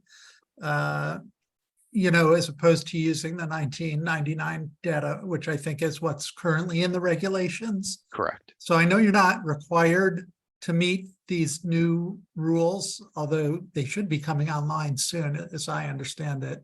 Yes, it should be this month, David. Yeah. But realizing that this stormwater does discharge to Stony Brook, and very close to here is where we have some of our most severe flooding problems in town coming from the Stony Brook over by Princeton Pike. I'm curious whether you have the capacity, you know, to manage those larger storms that are anticipated in the new rules coming down. So I can say is that when we did the analysis, it is based off of the current rainfall amounts. But we can certainly take a look. There is excess capacity in the system. We did not design it such that, you know, the system is fully full up to the top. So we can take a look at that and see what the, you know, what the extra capacity is and how close we do come to what the new rainfall amounts would require. I think, you know, I know the campus itself is actually impacted by the Stony Brook during severe rain events. So it certainly seems to behoove the institution to do whatever they can. So if you can look at that and if there are ways to tweak it. I don't know if Joe Scupion wants to comment on this as well. But it seems like a good idea to And upgrade. just, Yeah, I would just want to say, David, just to add to that is that this isn't the be all end all stormwater for this. So when we collect the stormwater and we detain it per the regulations, we have our outlet structure and we're tying into the storm piping system here by Global Commons. That system does not discharge directly to Stony Brook. There are 3 existing basins that were designed years ago for the entire campus. So this stormwater would then have to go through those basins as well and be detained at that point. So it's like it's not your typical where you just have an underground system or a system that detains it and it discharges the grade and then it's just flowing. So this is all piped and then it goes through another detention system. That's good to know. Are there other questions for Mr. Petrella before we take a break? Mr. Anosike? Yeah, I do have questions regarding my comments on the ADA and the sidewalks. I know he answered it, but I'm not sure I'm comfortable with the explanation. Maybe he missed what I was asking. If you look at the sidewalks that are meeting the parking lots, the parking spaces are angular parking spaces. So the 2 sidewalks you have, let's assume you have cars parked at any of those spaces. Right there, it blocks the access to the crosswalk, to the sidewalk. How would somebody be able to access that crosswalk if cars are parked at those parking spaces? That was my question. If it's either you find a way to realign the crosswalks or restripe the parking spaces so that there is enough space for anybody coming out of their car to enter the crosswalk without being blocked by a car. That's what I. Okay. I don't want to commit the Hunt School, but I would say that they would not have a problem working with staff to find an acceptable offset for this, whether it's striping out some of the spaces so it's not parked or reserving them as you stated. And then the other comment I have is the 2 spaces to the east, close to, I believe, what you call the existing shed, which is probably going to be your location for the bike parks. No, that's existing is over here. Okay, but what is this? In your plan, it says existing. It's an existing shed. Okay, so the 2 spaces in between that and the existing edge of pavement, the space between at the end of the parking to the wall that you have towards the south. Is there any protection or wheel stops that I guess my concern is a car that parks in those 2 spaces, there is a tendency for them to go all the way to the wall. What is there something is there any curbings? I guess, can you extend this curb line to the end so that it will prevent cars from going beyond that? We can certainly look at that. I assume what you're talking about is this area here. Yes, between that's where the correct. grass.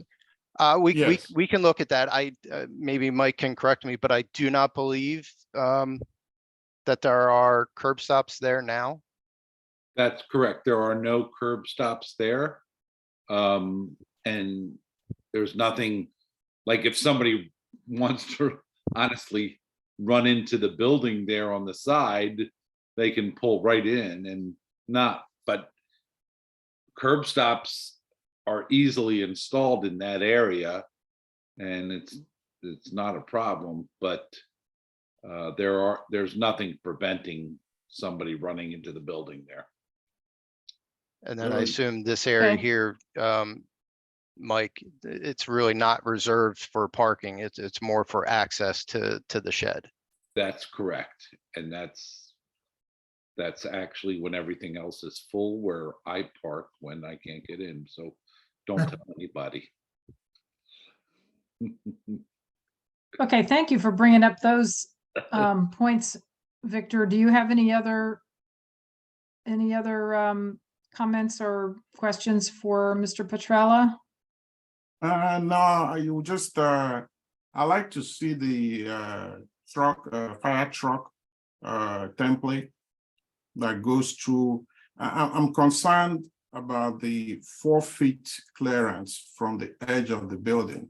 I think it is not enough clearance from the edge of the building to the edge of the road. I know you realigned it to the west, but yes, it's only 4 feet away from the edge of the proposed building. So it'd be nice to see how the truck will maneuver, because you have a curve at that particular point. It's not a straight line. So and it's not a small vehicle. So I would like to see that, and then I will defer that to the fire marshal. Sure. Yep. Like I stated, is we will gladly provide that if you still preferred that. Sure. And since Thank you. that is planted with, it's stabilized and planted with turf, is that correct? No, Madam Chair, that Oh, that okay. All section, right. that section is the actual stone. Okay. So it's all right. compacted stone. It's not until you get to the west. Further down. Yeah, Mhm. where it becomes the stabilized turf, where we have the stone underneath, topsoil, and then grass. And we actually had to put the demarcation monuments around that. So when Right. if a fire truck does have to come in, they know where the limits That are was, that they could be that was driving. exactly where I was going with that. I Okay. understand. I understand. I was trying to figure out what you were talking about. Now I understand. Okay. Yeah, you're right, Ralph. Thank you. Okay, let's, I'm sorry, Mr. Madam Mueller, go Chair, ahead. if I could ask a question? Yep. What we were just talking about, is that what's covered by what's in bold under comment number 2 of the McMahon report? The fire turn, yes. Yes, Yeah. Jerry. Okay. Thank you. Okay, if there are no other questions for Mr. Petrella, let's take a break now. It's 9:13. Let's come back at right around 9:20, maybe 9:21. And we'll resume then, okay? Thanks. Thank you.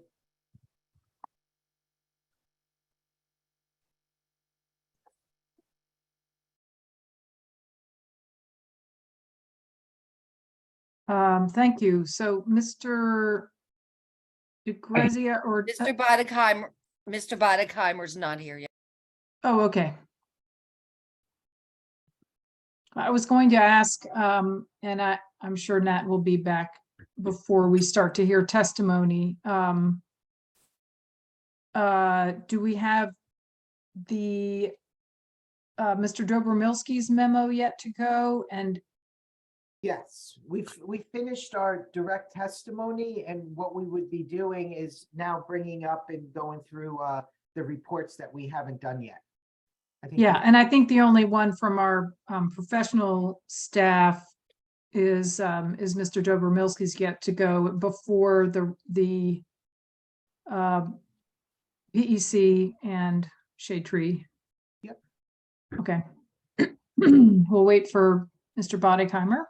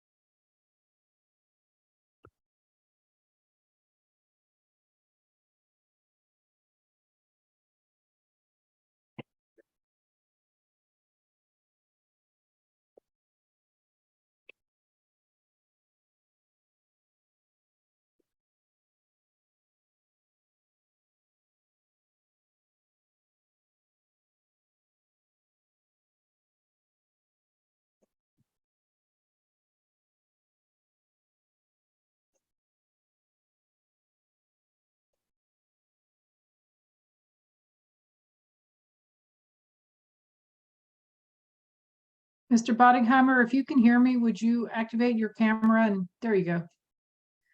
Okay, great.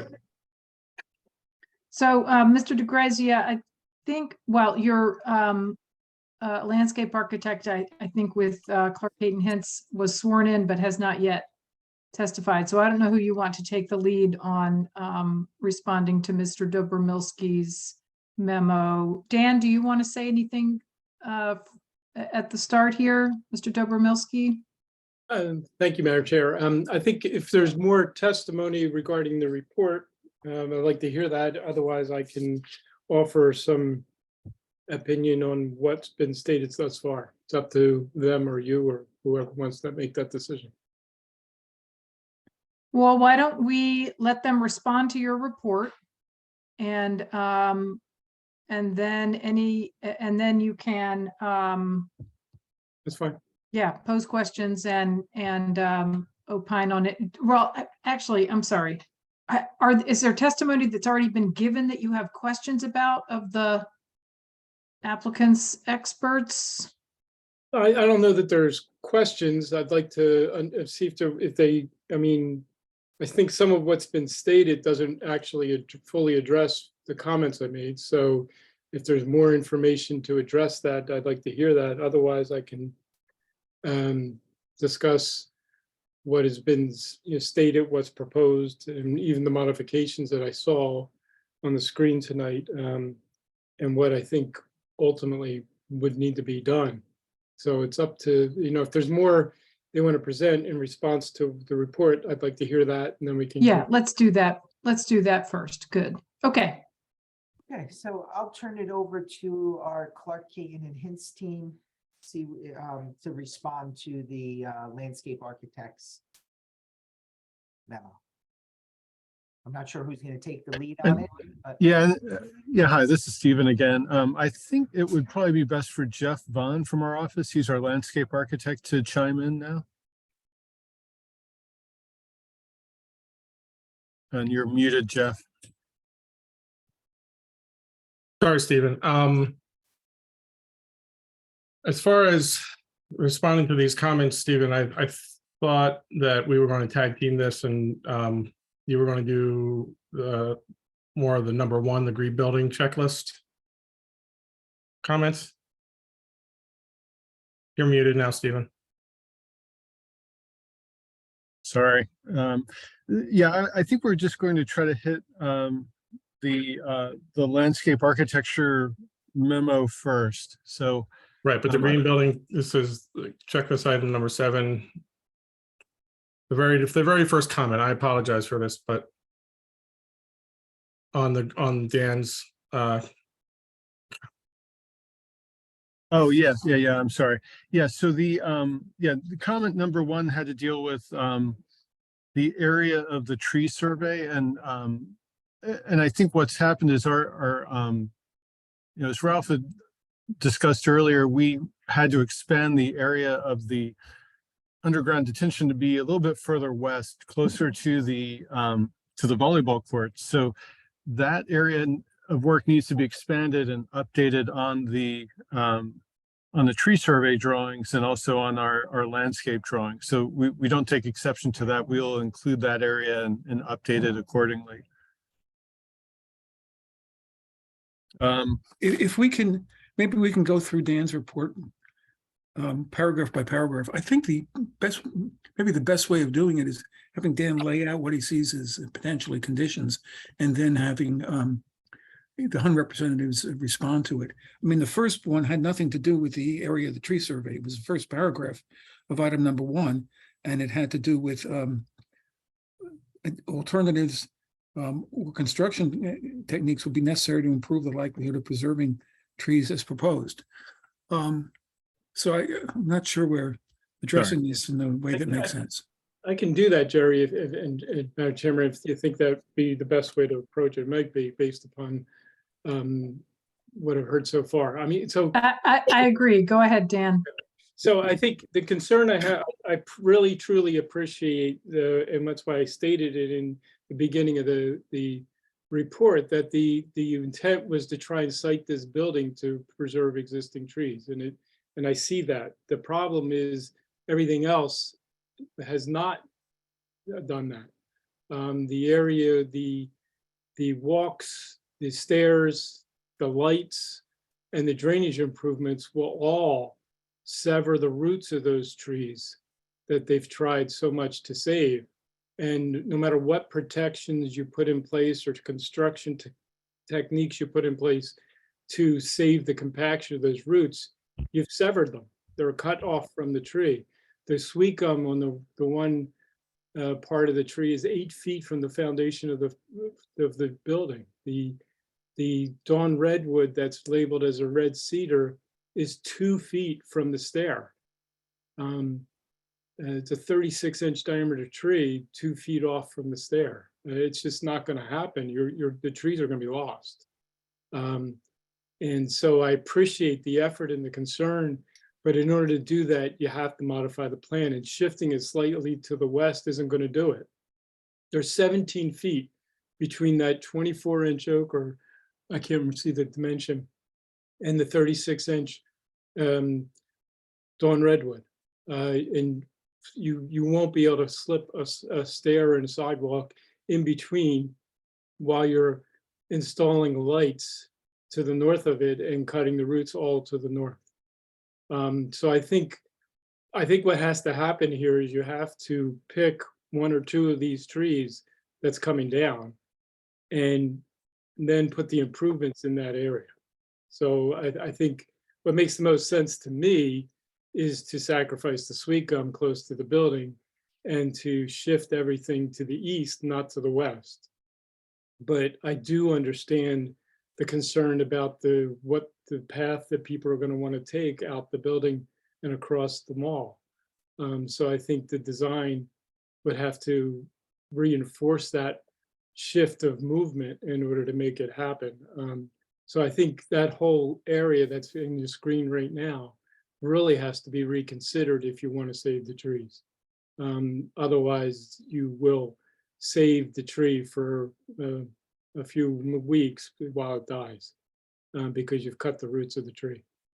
And so something like that, what they're doing now is what has to happen. If you look, the gray clouded line is what they're showing as the canopy drip line, if you would, of the trees. And then and that's just a guide, the idea of trying to protect within the drip line. You really don't know exactly where the tree roots are, and they usually extend well beyond the drip line of the trees. So I think that's the type of reconsideration of that whole area that has to occur in order to make that happen. Now, if that's within the realm of what they are willing to consider, then I think there is the possibility of doing that. And then we'd have to just discuss what process you'd want to set up to do that, to make those changes and review those changes. I think. And what kind of process do you conceive of? I think you got to see what the board feels comfortable with. This is an internal space. It's not, it's not seen from the public. It doesn't feel very public, the space. So I think if the board felt comfortable, kind of just say generally that space and where the stairs are and where the stormwater, underground stormwater improvements and lighting occurs will be adjusted and subject to, landscape subcommittee review or whatever you want to do. I think that could work. But I think it's really, what does the board feel comfortable with? So I think we have very similar goals. So I think we can get to a point where we can find and work out something that works, Dan. So the whole idea here, where I don't know who's drawing that, but showed where we were trying to shift it to, also isn't putting in as standard steps, but sort of like, it's almost like a bridge over. Right. I understand that. I understood everything that was stated. I just don't think I think there's not a real understanding of where the root system of that tree are going to be and the impacts that will occur.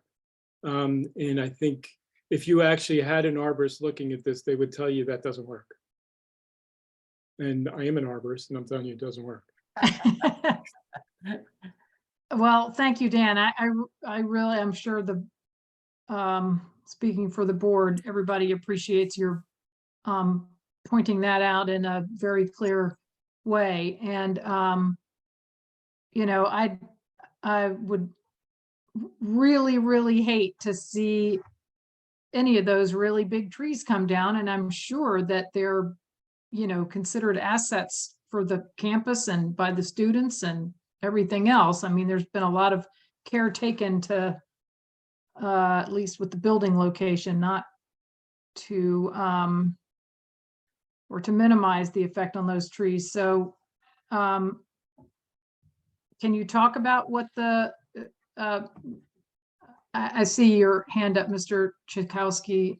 Can somebody speak to the school's willingness to relocate that walkway in a, you know, more than just shifting it a little bit one way or the other, but getting it, you know, completely outside of between those two great big trees? Yeah. So, yes, so the goal was to engage the mall, which is that, you know, quarter-mile long piece of property we own from all the way from Russell Hall down to Hun Road.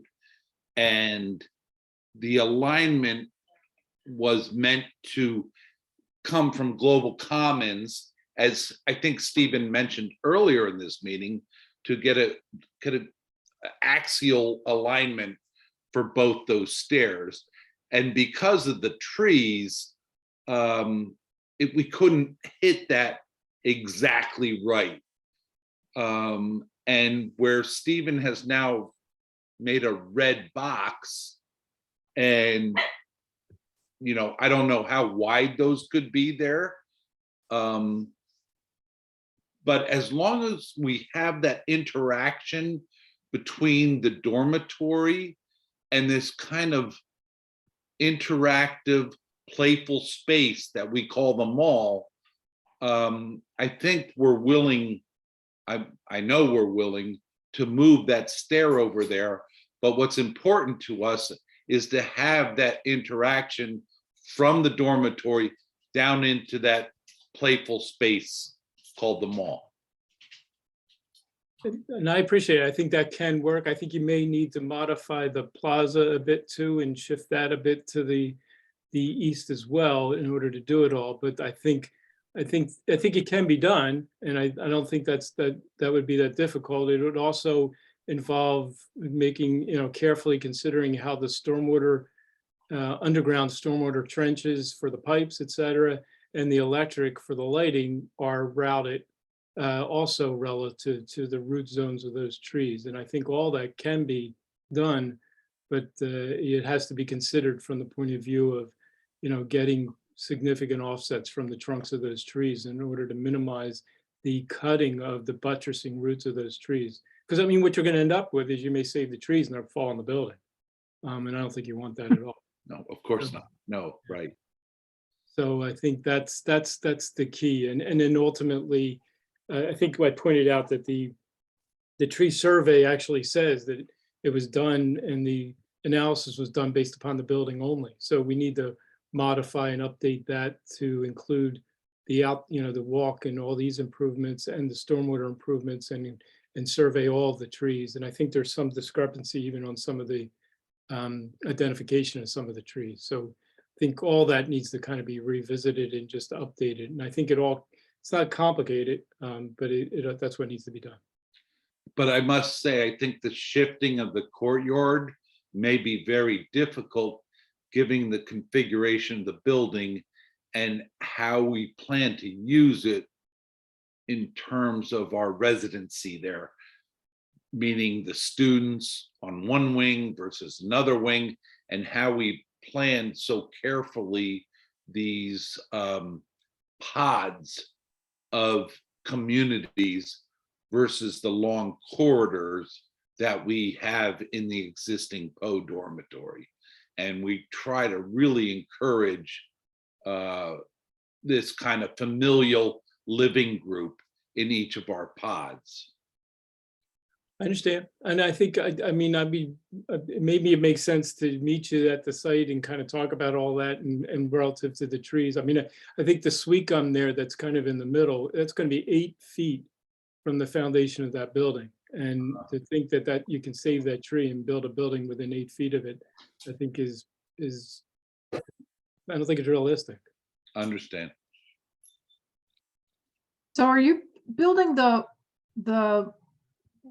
sort of patio area and gathering space and walkway so that are you expecting everyone who connects with the mall area from that hardscape area to use that walkway, or can they just step off under the trees or step off into the grass and basically have, you know, a beaten path approach to the mall area? I think we're looking at putting steps rather than like having a dirt trail, you know? There's an embankment there. There's a kind of it's not, you can run through, I mean, anybody could walk it, but it is a sharp drop in grade where the stairs are. Yeah, I guess that's what I was wondering about. Okay. So we would be happy to meet on site with Dan and kind of work through this and try to figure out if there's a way to save the trees, which, like I said, is a common goal. I agree. Well, I think that the board would have to make a decision about whether, you know, the applicant would need to agree to a condition whereby the trees would be preserved and an alternative found, as opposed to we'll visit on site, and if it's possible, we'll do it, and if it's not, we won't, because that's material to the board's decision. Do you see what I'm saying?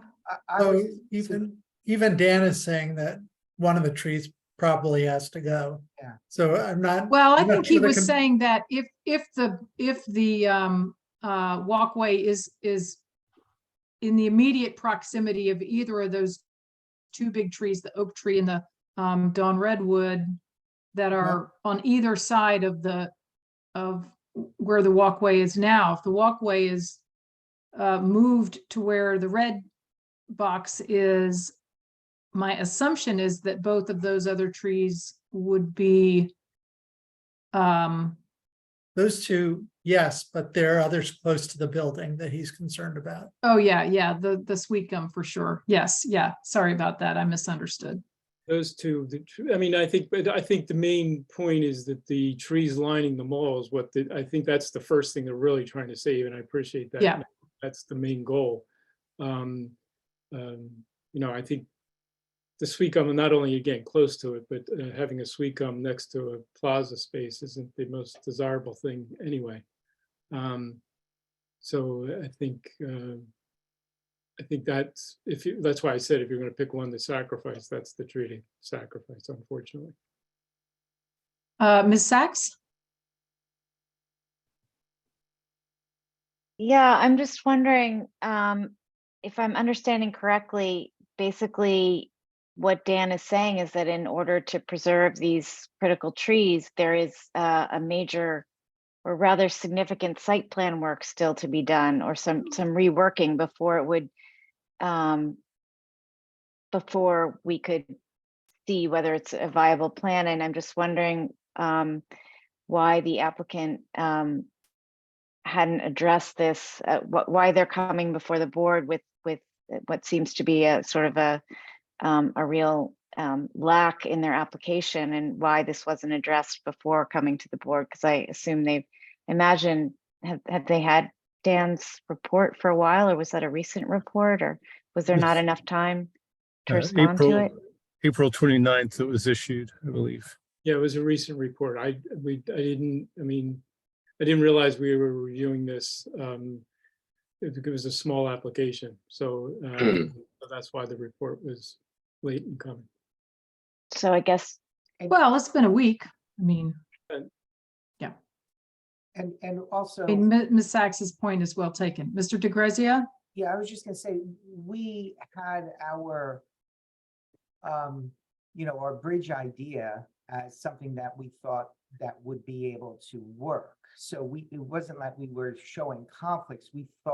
We understood it was a tight site and we were trying to make save the trees and trying to make it all work. And if you look at the details of the plan that we showed today as to, a lot of thought went into all those notes. Dan's saying realistically, you're going to try really hard, but it's probably not going to work out for you. But I think you have to recognize that we did spend a lot of time looking at it, instead of trying to bridge over the roots so we wouldn't have to disturb it. And if you just look at that one plan sheet, you see a lot of comments that go through focused on just saving these trees. In terms of shifting the path to the right there, that's something that we could do. And we would be happy to sit down and go on site with Dan and talk to him about it. And, based on his discretion, find that a suitable location. Yeah, I think conceptually doing what they're showing you here is possible and saving the trees. I think the configuration needs to be reconsidered. So it's the degree that the board would feel comfortable that the configuration, the space will be the same, but it may not just be in the shape or the location exactly where it's being shown. And degree you feel comfortable with that or not. And then on the other, where the actual underground stormwater actually gets installed may have to shift a little bit in order to save trees over there as well. So, I think that's what it comes down to. Okay. Dan, Mr. are we excuse really me. just talking about the trees along the mall? Is there anything that can be done with respect to the trees, basically right off the building? Well, there's the two trees on this side by the mall that are close to the building that they may, my guess is they're going to be lost, and we should just accept that they're going to be lost. Those are both the sweet gum trees there that are Closest closest. sweet gum. I forget the other one. I have to look and see what it is. I'm sorry, it doesn't, but those are the two Yeah, that are, they're the two, yes. The other side, the problem is that they have the existing trees are kind of shown on 3 different plans, and they have different trees that are saved on each of the plans. And then the survey they're starting with, it may be inaccurate a little bit as well. So, but I think there will be a few trees on the other side of the building they can keep. They do show a number of trees there that are within the footprint of the building. They're coming down. But the ones that are closest to the building and the other courtyard, where there are 1, 2, 3, 4 of them that they're shown there, those, it's going to be tight. The 2 out front, they should be able to save those 2. And the plan I have has another tree that's not shown there. So that's why I'm saying the whole thing has to be kind of updated. Yeah. Come up with something that really thinks about where's the roots of the tree and what can you actually do. And we'll be happy to update it, and we'll certainly meet the ordinance requirements. Yeah, that's comment number 2 is basically once we get it all figured out, you've got to update the chart on tree mitigation, the calculation, which I think the Shade Tree Commission went through. That needs to be updated. And then the third comment in the report was with the landscape design, basically saying that they're not doing any parking or anything like that. There's really no additional standards that have to be addressed. There was some concern about some of the selections. There's 2 non-natives. One is a holly bush that they can change easily, and the other is a fern that the Environmental Commission pointed out that there are native species of that fern that they could use those instead. Yes, and we can definitely make those changes. That's not an issue. And then there was just a question on some of the tree selections relative to the location near the building, which I think we could also just talk about and make sure you feel comfortable with all that. So I think those issues are pretty minor. It's really the main issue is how do you design that space on the mall, and how do you save as many trees as you can, or want to? Yep. Mr. O'Donnell? Thank you. I was just going to ask Jerry, should we save this image as it appears on screen now as an exhibit for further reference if we need to, or is that not necessary? No, I think it should be an With the exhibit. moved walkway. It's not and- it's not an exhibit. Yeah, so we could, well, this was an exhibit, but with the red mark, we could. Oh, with the red mark, okay. Right, Right, right, with the proposed shift of the walkway. Yeah. Yeah, so we can mark that. I guess we're up to 8.5, which is Yeah. modified with the red mark. So that basically is the updated landscape plan that they submitted tonight with a showing how the stair could be shifted to the east. The stair to the mall. Yep. And we're happy to do that. Okay. Ms. Sachs? Yeah, I would just like to hear from Justin, because basically at this point, then we would be being asked to approve a plan that we don't really even know what the plan is. And so I just would like to hear from Justin what whether he thinks things could be worked out satisfactorily, or whether the issues here present hurdles that I just would like to hear from his sense of where we are. Certainly. I think there's two parts to it. The first would be the landscaping one for everything that was just discussed. And I think we could probably do that through the landscape subcommittee, as we often do. And then the second one is the more tricky one, the one we're seeing below. I think if we did make a condition that, you know, they're required to move that walkway pending kind of staff's acceptance of where exactly it is. You know, if the applicant would be okay with that, and Jerry, you think we could word that in a way that makes sense, that might kind of solve that. Yeah. Okay, that's very helpful. Thanks. And at least one way we could craft the condition is to say that the improvements, particularly the stairway, should be adjusted to maximize tree preservation for trees along the mall. That would be through a process with interaction with the landscape architect, the arborist, and landscape subcommittee, and it would be subject to their approval. At least that's one possibility for the board to consider. Yeah. I would actually, if we could extend that to at least the engineering staff. Sure. Of course, as the planning director would like to say too. Mhm. At the very least, at the very least, engineering staff too. No, and yeah, and planning director, I think it's good. Yep. Yeah. And just so it's clear, that review would also include the lighting and the drainage piping, Okay. because they're trenches as well. Mhm.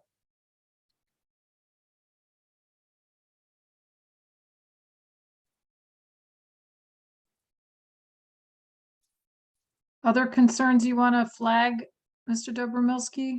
No, that was it. That was the three comments in the report. As I said, I mean, otherwise it's pretty straightforward. And I think the Shade Tree Commission did mention trying to get more diversity with the shrubs.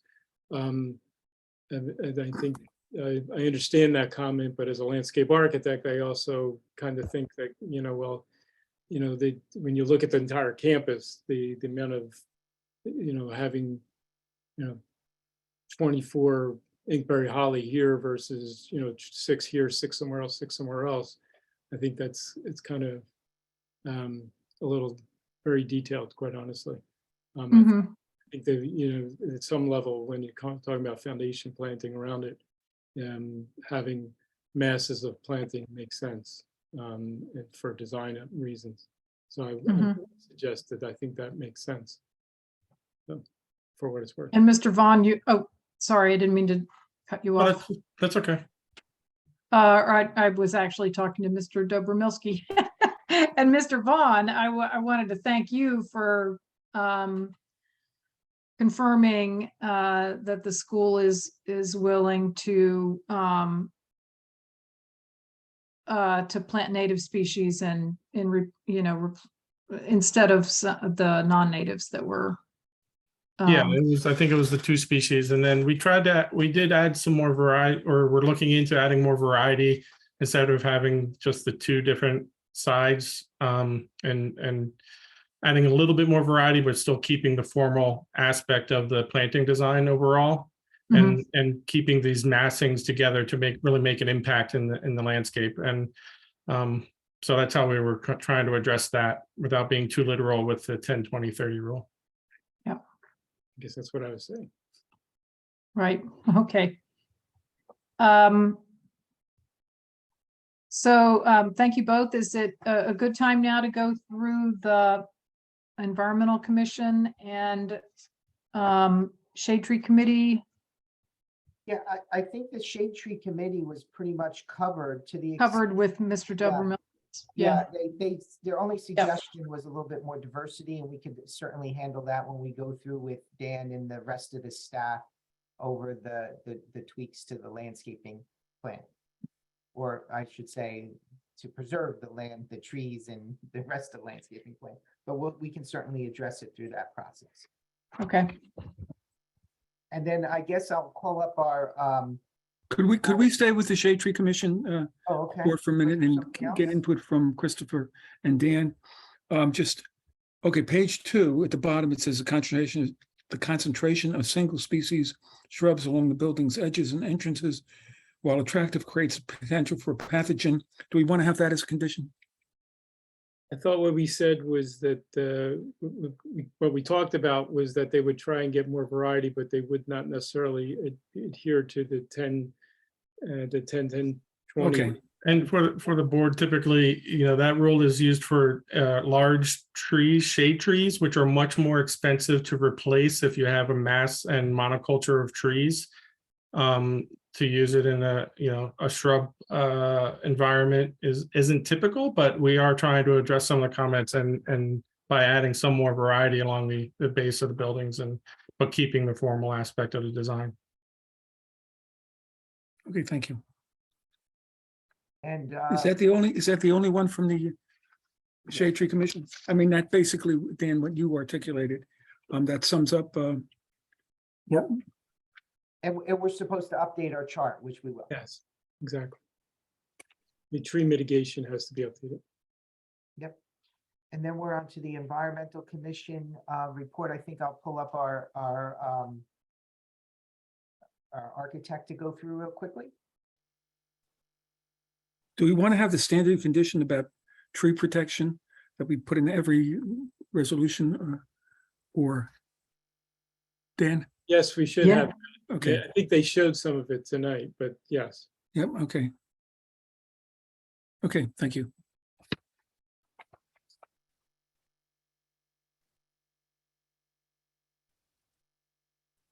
So who, So I guess the Environmental Commission prepared a report responding to the checklist that we prepared. I mean, just in respect to everyone's time, should I go through this point by point, or should we kind of talk generally about that report? Well, I'm interested in what Mr. Texarney would like, since he's the PEC representative. I think it would be good to identify maybe the things that you will not do. And I mean, understanding that, Sure. They start out by saying that, it's very, very good that it's an all electric building and, but there are a number of things that they are wanting for you to consider. And if there are, whether you want to say, here, we're going to do this, this, and this, or we're not going to do that and that and that. Okay. I think it would be good to approach it in that way. Sure Yeah. thing. Yeah, I think that you have addressed a few things, but yeah, I guess it might just make sense to kind of go through all of them. You can probably go over the ones, or just skip past the ones that you've addressed. I mean, one question I have about the electrical system is whether or not it will be air source or geothermal heat pumps. One of the things that I don't think it was clarified. It'd be good to get clarification on. Sure. Sure.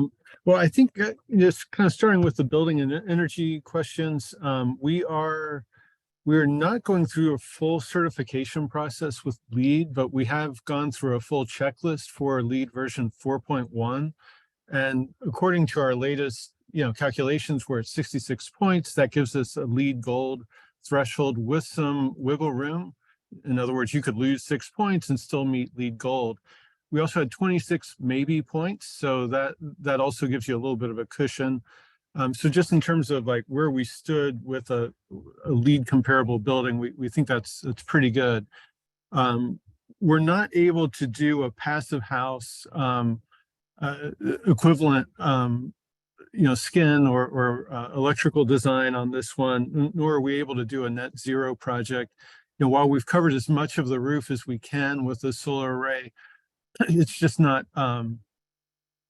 feasible for a 3-story building with these kind of plug loads and uses to expect that we could get all 3 floors fully net zero.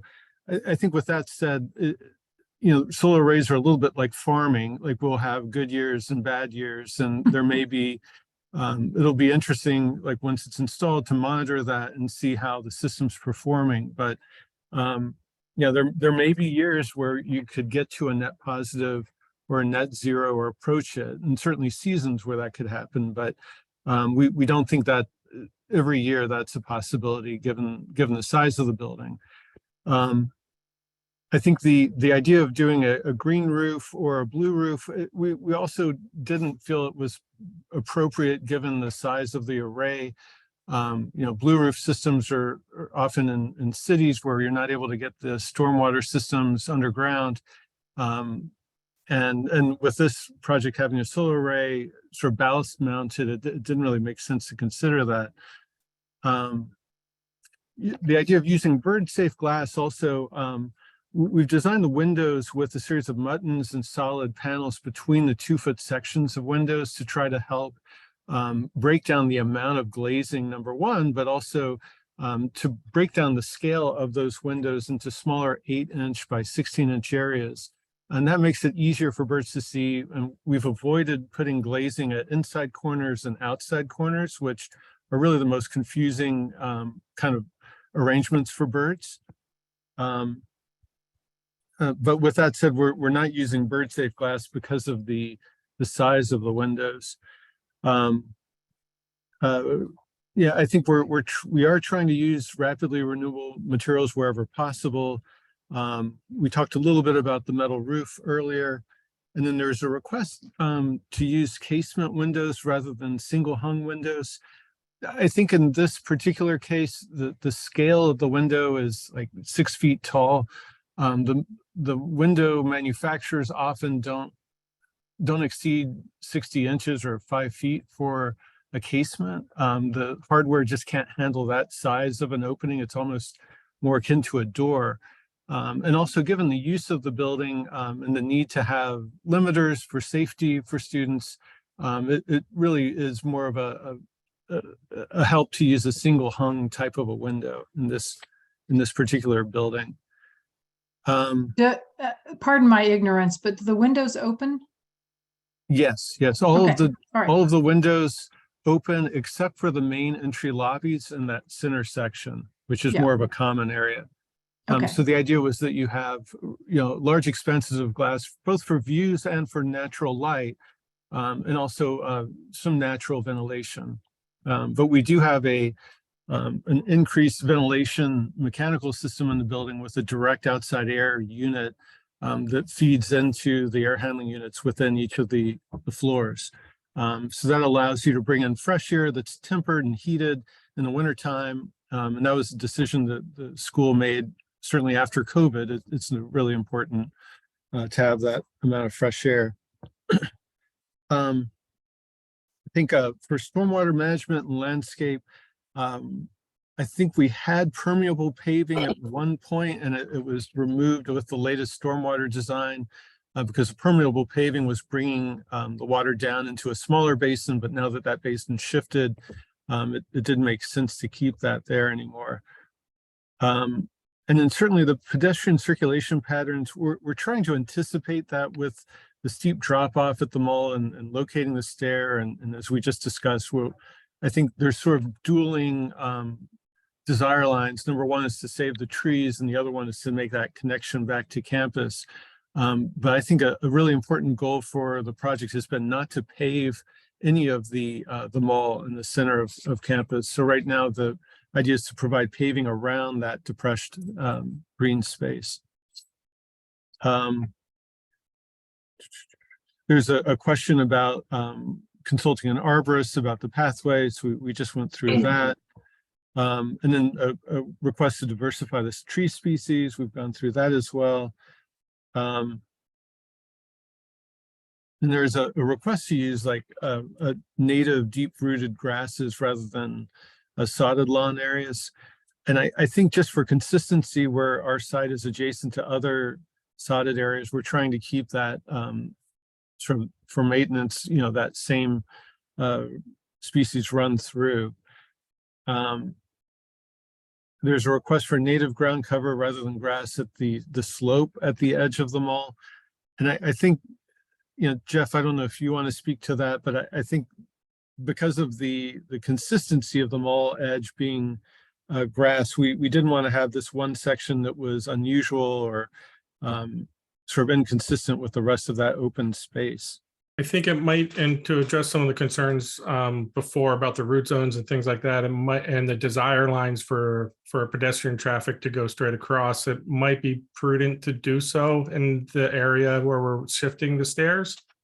But I don't want to commit, anything to without further discussion once we get out there with the with Dan and see where we're shifting the pathways in the plaza areas, and discuss with him and what might be acceptable. Yeah, just to clarify, if the board adopts the condition that I laid out, it's not simply going out in the field and talking to Dan. It's basically having a process in which the staff, the landscape subcommittee reviews this whole question of how the improvements can be adjusted to particularly the moving of the stairs, the landscape, the lighting, and what was the third, Dan? Stormwater. Stormwater. And stormwater, yeah. To maximize the preservation of trees along the mall. So it's not simply just, we're going to go out and chat with Dan about this. Right. Now that's the planning board might not agree to that condition, but the way I've articulated, that's what it is. And I understand that. Okay. We were looking at that as a starting point for a discussion. Okay, fair enough. But I guess that discussion could include whether things like we just talked about, whether there makes sense to introduce something a little different right along that edge to reinforce the path you want people to go on versus desire lines, et cetera, which is not an easy thing to do, but that's what I think Jeff was talking about. Yes. There's a comment about exploring the use of gray water, including rainwater capture for plumbing fixtures. We're not planning irrigation as part of the project, so the use of gray water in our region for plumbing fixtures can be problematic in winter months. Oftentimes the tanks for the gray water systems need to be drained during the winter time. And given sort of the fall to spring use of this facility, that really cuts out a big proportion of the time period. So it didn't seem like a great particular project for that kind of a system. And in this particular case. Now consider installing bird boxes on mature trees or even a chimney swift tower to increase biodiversity. Yeah, I mean, I think that's something that could be certainly added, to one of the chimneys if that's something that the school is interested in, or I'm not sure exactly how that would affect maintenance of those areas or kind of keeping those areas clean and well maintained. But and then for health, the maximize the use of operable windows for natural ventilation circulation. Yes, absolutely. All of the occupied spaces in the apartments and the dorm rooms, with the exception of those central common rooms and lobby areas, will have operable windows. Include plantings and hardscape features that will add four-season interest, promote passive recreation. Absolutely, I think Jeff's done a great job of finding local species that still have long-term interests and will also attract birds and other critters to the site. For transportation, there's a request to install one charging station in the parking area. So my understanding is that that's been agreed to, and the one charging station would serve 2 parking spaces. And it's going to be located near where that affordable house, my mind's going. The ADA is in that parking lot there. That's correct. Your mind may be going, but it's going to the right place, Chris. And we often ask Mr. Doyle that that additional conduit be laid for future EV chargers. I don't know whether the applicant would consider that, but it's a much lower expense, of course, when you do it on the front end, and then if they choose to add charging stations later on, when we're all driving electric cars or bikes. Although I will say they're really not planning to touch the parking lot. So usually laying the conduit makes a lot more sense when you're repaving. Yes. Right. That really point taken. Yeah. Mr. Tchaikovsky?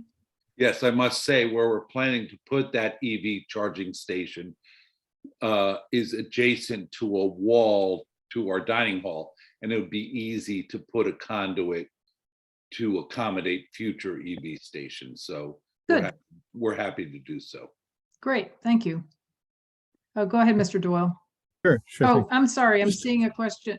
Mr. Taylor, do you have a question you want to ask right now? It's not so much a question as perhaps for Mr. Doyle, an observation. When I reviewed the document, my focus was on certified green buildings and what was the Hun School proposing that would accomplish that. And I got to the section on LEED certification, and having done my own private study, I appreciate that that's challenging, difficult, and costly. And so I came to the words LEED equivalent. And I looked closely at whether or not the document presented, from my perspective, explained the criteria or the factors which the Hun School was targeting to achieve LEED equivalency. And while there are elements here and there, by and large, it was boilerplate, and it was not, in fact, clear to me what the action program of the Hun School would be to choose LEED equivalency, or for that matter, whether we, the planning board, the planning department, was crystal clear what we mean by LEED equivalency. So that's backdrop. Mr. Doyle, I appreciate the comment you made about 60% of the criteria, but I really wish in policy and principle, maybe as a practical matter, that we had a more detailed criteria for the action program that you're embarked upon. And as we moved along, we could then have some sense of your ability to achieve it, whether the kinds of things we normally think of are realistic, practical. There's a lot to be learned, it seems to me, from the project that we're discussing. I guess that's not a question again. It's an observation for what it's worth. No, those are all great points. And I think what I pulled up on my screen right now, this is our working document, sort of our current lead checklist. And this was prepared just to make sure we're being honest with ourselves and with you all and with the Hun School about what we mean when we're saying we have an equivalent number of points to get to lead gold.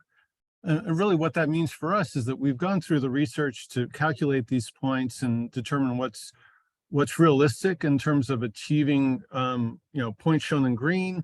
The maybe points are points we're not relying on to get to lead gold. Those are in yellow. And then the points in orange are points we don't think we would get. I think from a land use standpoint, I know in Trenton, when I was on the planning board, we tried implementing a program where we would have applicants swear that they would meet LEED Silver and actually go through the LEED process. And I think the real challenge with that becomes often you don't get a LEED certification until years after the building's occupied. And that lag and the constantly changing nature of the LEED process, it can be very difficult to get that incorporated into an ordinance, So I don't know what the right answer is in terms of, as you guys are looking at the ordinance, but I think that when we say LEED equivalent, it only means that we're not going through the U.S. Green Building Council to go through their entire checklist, going through all the paperwork to submit to them. And there's a huge cost savings by not doing that. But we we have major institutions like Rutgers that we work with all the time where they require their projects to be LEED equivalent, not necessarily gone through the full process. And I think it's a great baseline and it's a good starting point for green design. And then certainly there's other standards that are out there like the Passive House Institute. We've completed the first net zero building for Rutgers University this past year. That's another really wonderful kind of benchmark for green design as well, but it really has to deal more with energy use and ignore some of these other issues with, water efficiency and sites. Mr. Doyle, I'm sorry, I don't mean to cut you off. But I want to be mindful of time. Sure. We all want to finish this tonight. We still have Yes. public comment yet and board deliberation. But the page that you just had up, your screen, I think would be helpful to mark that as an exhibit, Sure. what we're up to now. But I think it's a really good I believe it's A5. have on the record. A5. Excuse me. Okay. A6. Oh, A6? Oh, Yeah. Okay. Okay, Mr. Cohen? Yeah, I just wanted to suggest that having an education for the members of the board on how the LEED rating system works would be really helpful, because I think, for John, there are some basic misunderstandings I think that Stephen did a fantastic job actually of really responding substantively to all of the recommendations of PEC. And I'm able to follow it because it's sort of my job, but I think it'd be really helpful to other members of the board to just understand that LEED doesn't require anything specific. It gives you opportunities and you get to choose amongst the various things you can do in your building and get certain amount of points for doing some kinds of things. You get more points for doing other kinds of things. And it's an interesting system. It's complicated, and I think it'd be helpful to the board to have a training about it at some point. Yeah. Yeah. Great idea. Great idea. Okay, Stephen. Okay. And I had a question for Mr. Chakowski. You indicated that HUN would be willing to put in at least some conduit. How many spaces are we talking about, and where would those be? So where we're thinking of putting those EV charging stations is along the backside of our dining hall. And if I recall, there are 2 spaces we're planning to put EV with this project, as well as 2 additional we could put that conduit in the future. And we're talking about spaces, not stations. 2 spaces, so 4 total EV Okay. charging stations, Good, thank you. in addition to the 2 that exist on You campus said it, you already. said it incorrectly, Michael. It's two charging stations that will work for 4 spaces. So you're gonna be putting in 1 charging station, Right. for 2, and the conduit for another charging station when the need arises for additional 2. That's correct. I'm Yep. sorry. Yeah. No, right. Okay, Thank you. Stephen, we have a couple extra paragraphs there. Can you run through real quickly? Yes, yeah, and I apologize. I'll try to go quick. There was a question about locating the existing covered bike storage and the new exposed bike racks on the drawings. I think we've gone through that earlier in testimony. Oh, one thing I would just ask, I was going to mention before, is if there could be electricity in the bike storage for electric bicycles. It wasn't on the memo, but I think it would be a good addition. Those 2 rooms have electricity, so it's pretty easy to do that, right, Michael? I was just going to say that the 2 rooms in Carter do have electricity, and we'll be able to accommodate that. No problem. Great. Stephen? And then I think under waste, there will be organic waste generated by students in the lounges and the rooms. Michael, I believe you said that you could consider adding that to the existing organic waste program that HUN has. Yes, for the most part, there's not a lot of organic waste that comes out of the dorm rooms themselves. We do have organic waste coming out of the dining hall, which amounts to almost a ton a week that we send out. So we just, it's tough to do it in the dorm rooms.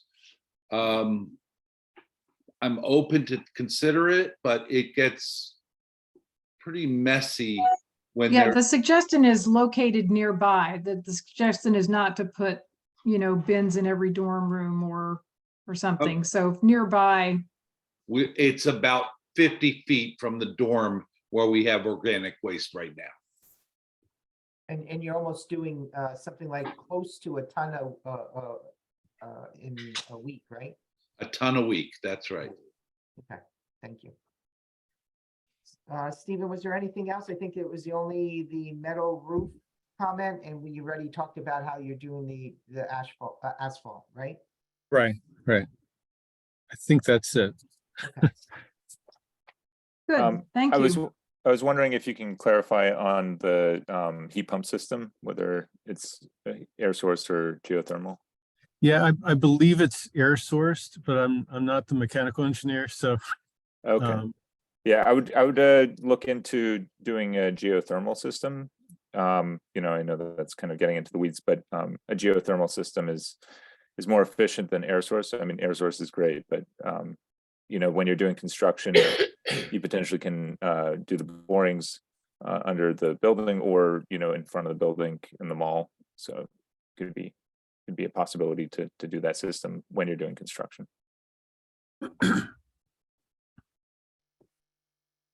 Yeah, I think we can look Okay. into it, but I think our mechanical design, I think it's based on a different system currently. Okay. Yeah, I have one last question. Under building and energy, I think it's the 5th bullet, increase use of rapidly renewable materials where possible. You agreed to that, correct? Yes, so we are. What does that even mean? I'm not even sure what it means. Well, it's like materials like think what- bamboo or, Like what? bamboo. Bamboo. There's other hemp is another material that is rapidly renewable. we also have a linoleum. Oh, I see. A series of linoleum flooring products that are used throughout that are considered, rapidly renewable as well. We're also looking at FSC certified wood on the project. Any other questions before we go to public comment? Any questions from board members or comments from our professionals and staff? Okay, seeing none, I will open the meeting for public comment now. We have 5 attendees from the public. We had a few more before. I think the people might have bailed given the hour, but this is the time of the meeting when we open up for public comment. If you wish to address the board, ask questions or comment on the planning matters before us with this application, please raise your hand right now. Okay, RDS has raised his or her hand. So Carrie, can you bring that person over? Anybody else who would like to speak, please raise your hand now so that we can be prepared to bring you over. And sir, thanks for activating your camera. Mr. Mueller will swear you in. If you could raise your right hand. Do you swear or affirm that testimony you are about to give will be the truth? I do. So sworn or affirm. Please state your full name. Ralph D. Simone. Thank you. Go right It's ahead. spelled D-E-S-I-M-O-N-E. Great, thank you. Thank you. All right. I just want to comment on the project in general. My son started attending Hunt as a freshman. He will be graduating this year as a senior. He actually boarded at the school his freshman year. We were forced to do that because our family lives in Summit, and he was given the opportunity to attend Hunt. He was on the fast track to mediocrity, and we felt that Hunt presented a tremendous opportunity for him, and I'm gratified to say that it changed his life. And I'm probably one of dozens, if not hundreds, of families that can attest to this. You know, Hunt has been around for 100 years. And the reason why it's been around for 100 years and will continue to be around for decades is that, like other successful schools and organizations, they continually strive to try to improve and provide more for their students. But in doing so, not only has Hunt provided more for its students, but it's done more for the community as well. And you can see this in other institutions of this community. You look at Princeton University and what they've done over the past few decades, it's amazing. And it's become the preeminent university in the world. Hunt has the potential to be the preeminent secondary school or private school in the world, not just in the United States, in the world. It has the potential. And the question is, will the community support it and unleashing its potential? I'm here to say it should. We became enamored with Hunt during my son's freshman year, and we became enamored with Princeton. As a consequence, we relocated our entire family to Princeton, became citizens of Princeton. I bought a house in Princeton. I run a business. I employ people. I pay taxes. I volunteer for Little League Baseball.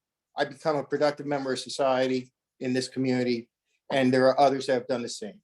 That's what Hunt does for you. So anything you could do to enable Hunt to continue to improve, continue to achieve its lofty goals, I think is a positive for everyone. I appreciate your job to make sure it's done in a thoughtful and considerate way. But overall, I think this project does nothing but enhance not only the school, but the community as well. Thank you, Mr. Simone. We appreciate that. Thanks for your perspective. Are there any other members of the public who would like to speak on this application? I'm not seeing any hands up, so I will close the meeting to public comment. Mr. Cohen? Yeah, I just wanted to return to one of the questions I asked earlier and see if there's, if the applicant be receptive to a condition that asks them to absolutely look into meeting the new upcoming stormwater regulations and not absolutely require them to do so, but if it's feasible to meet those higher standards that are coming shortly.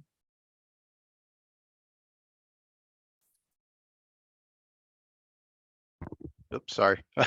Forgot I had the microphone up instead of down in front of me.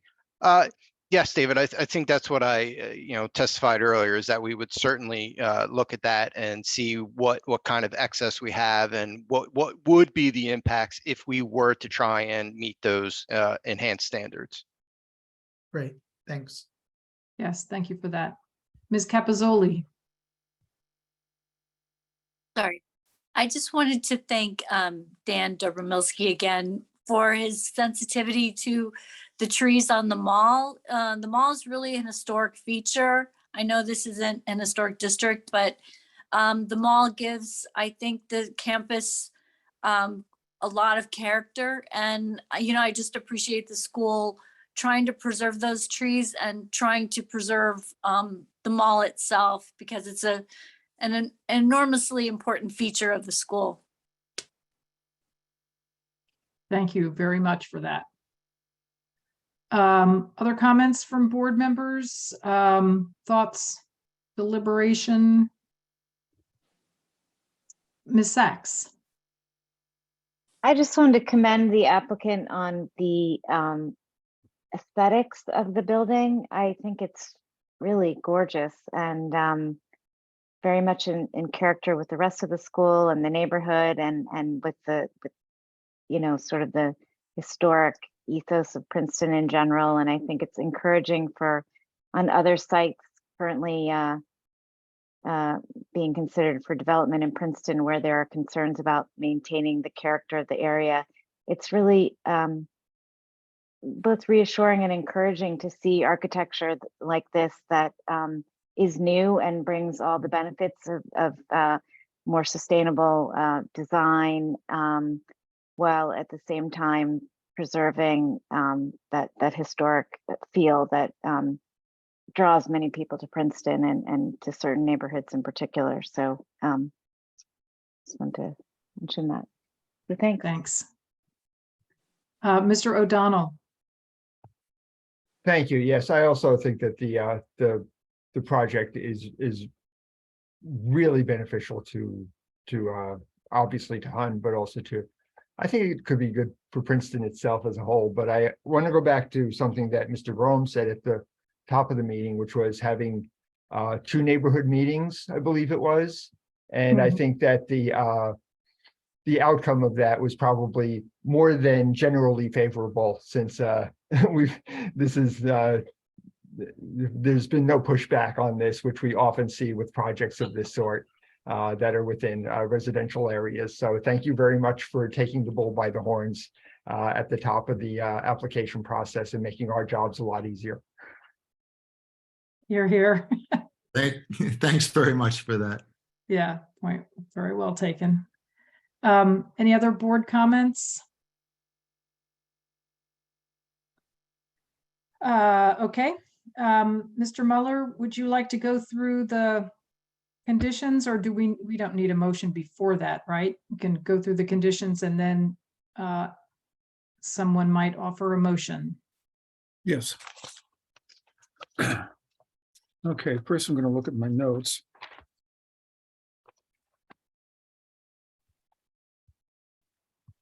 And this isn't any particular order. Curb stops for spaces by the shed. Conduit along the back of the dining hall for 1 station with 2 spaces and one charging station with 2 spaces. Consider meeting new stormwater management standards. Then in terms of the reports, I would say, instead of consider, I would say strive to meet okay, soon to be adopted stormwater standards. Is that accurate, Mr. Cohen? Sounds good to me. Okay, thanks.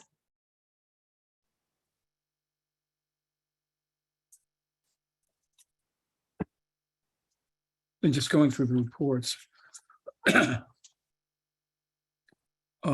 This is Mr. Lesko, page 3. Don't use red list material.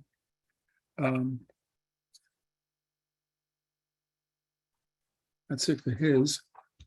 Then for Dan and Derek's report, in terms of page 2, which is the Carter dormitory and no more students there, they'll submit an affidavit at the time of CO that Carter will be not used as a dorm. But there are 4 apartments for the faculty that continue, and they haven't decided how the other spaces will be used. Well, part of the other space will be used for bike Yes, right. Right. storage. Yeah. Yep. And then there is a residential agreement with the faculty, subject to staff review, instead of staff comment 2, which talks about a deed restriction as to how the spaces for the faculty apartments have to be used for faculty and only for that purpose. Jerry, it's actually in our lease. It says. I'm sorry, say again. Could you speak up a little bit? It's in our residential agreement. The standard is either in a deed, in a deed notice or a lease agreement, and we do it through the lease agreement. Oh, okay. Okay. Thank you. Yep, thank you.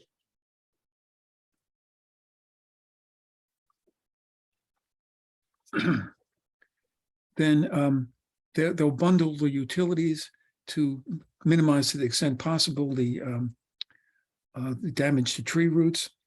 The exits will be lit overnight.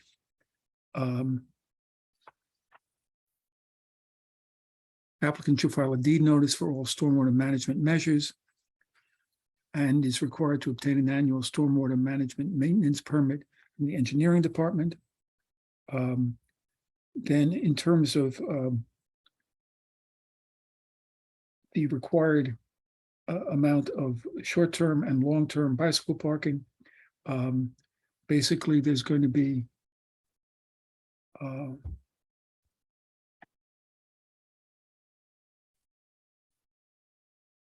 They said they would comply with the ordinance requirements in consultation with Mr. Bridger and Mr. Weissman, I think.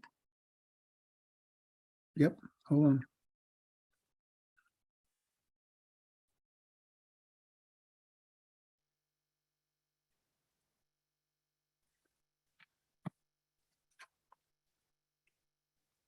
Then the applicant will pay the sewer connection fee prior to the issuance of a building permit, with the fee calculated, because this came up in another context, calculated at that time. I'm sorry. So if the fee goes up, basically they're going to be paying the fee at the time of the permit. And then the applicant shall provide details of the proposed generator for staff review. And they'll install a booster pump to supplement the substandard hydrant flows provided by New Jersey American Water if the fire marshal requires that. Applicant shall submit a cost estimate for all site improvements and public improvements, subject to the review of the land use engineer in order to determine the amount of performance guarantees and inspection fees. Then agency approvals may be required from Mercer County Planning Board, Soil Conservation District, DNR Canal Commission, Princeton Sewer Department, Stony Brook Regional Sewage Authority, and DEP. They would need DEP treatment works approval.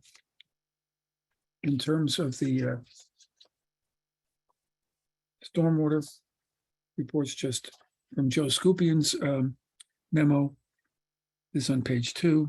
Applicant must submit an operations and maintenance manual for the proposed stormwater management measures that meets the requirements of the Princeton SCO. And then the text on page 5 of the revised engineering report should be corrected to describe the rainfall distribution used in the stormwater design as the NOAA type C storm. In terms of the demand report,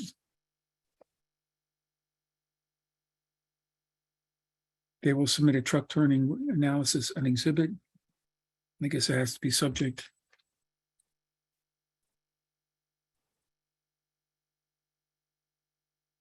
to Victor's approval. And then in terms of the ADA parking spaces, should be shown on the plan.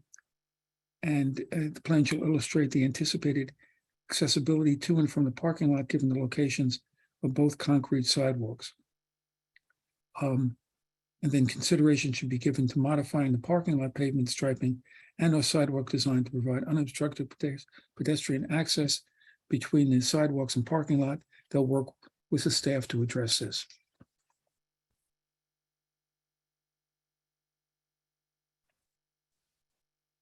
And then the applicant shall clarify that the seating area, I guess this is by the lawn tennis court, will either remain or be removed. If removal is being proposed, information regarding the new location and or provisions for the spectator seating should be provided. In the Shade Tree Commission, more diversity of shrubs along the base of the buildings. And then the usual comment about tree protection zones. Then the condition I articulated earlier coming out of Dan's testimony, that the applicant will adjust improvements to maximize, and those improvements are the stair, drainage, and lighting, to maximize tree preservation for trees along the mall, through interaction with and approval by the landscape architect, arborist, landscape subcommittee, engineering, and of course, the planning director.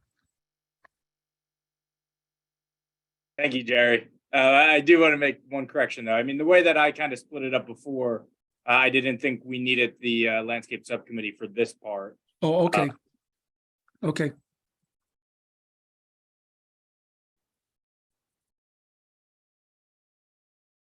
Just bear with me for a second. Okay, the tree removal and preservation presented on the demolition plan, tree survey, and landscape plan present different information and will be needed to be coordinated to correct and have consistent specifications. Definitive tree mitigation requirements should, I don't know if we need to put this in, should be determined and presented on the site plans, preferably in a chart. I guess that still is good, but after that process is worked out. And then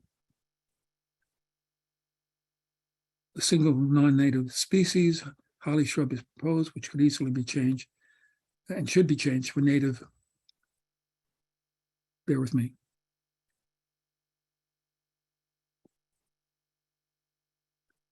To a native species selection. Some of the tree selections and locations might warrant review relative to their proximity to the building. We talked about that. And the design intent. Broad canopy honey locust trees proposed within 5 feet of the building. Dan, do we want to include anything? Do we want to include that? I think, I mean, I don't know, you need all that, just the first part, the first sentence was good. And Yeah, okay. And we can talk about it while we're talking about everything else. Yep.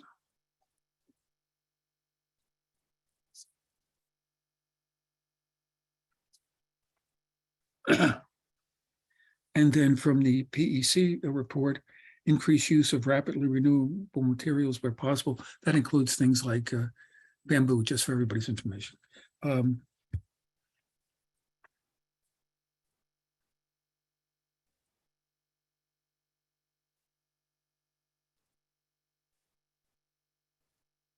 that's it. So would be preliminary and final major site plan approval with the conditions the board chooses, either the ones I articulated, however they might be modified or rated to and subtracted from. Okay, thank you, Jerry. Would someone like to make a motion? Ms. Suddenly, I think Mia's hand went up first. Ms. Sachs. Quite right. Go ahead, Mia. I'd like to make a motion to approve the application. Jerry, do you want to give me the specific language? It would be a motion to grant preliminary and final site plan approval. And me, if you're comfortable with conditions as I've articulated them, with the conditions as set forth by council. What he said. And I think seconded by Mr. O'Donnell. I'd like to second what she said. Great, terrific. Carrie, will you call the roll, please? Ms. Capizoli, Yes. Mr. Cohen, Yes. Mr. O'Donnell, Yes. Mr. Quinn, Yes. Ms. Sacks, Yes. Mr. Texarney, Yes. Mr. Taylor, Yes. Mr. Bodekheimer, Yes. and Mrs. Wilson. Yes. Motion carried. Thank you. Great project, Mr. Brome and Hun School team. Thank you very much. Thanks for all your thoughtful consideration. Very much appreciated. Okey-doke. Thank you. Mr. Cohen, I move that we adjourn. for a second. Yeah. I'm sure there Aye. is. I second. All in favor, please say aye. Hey, Okay, thanks all. See you in 2 weeks. have a And, great trip. Have a great trip, Louise. Thank you, Yeah. thanks. Safe travels, Madam Chair. Okay. Thank All right. you all. All right. Bye-bye. Thank See you. you. Good night. Bye. Good night.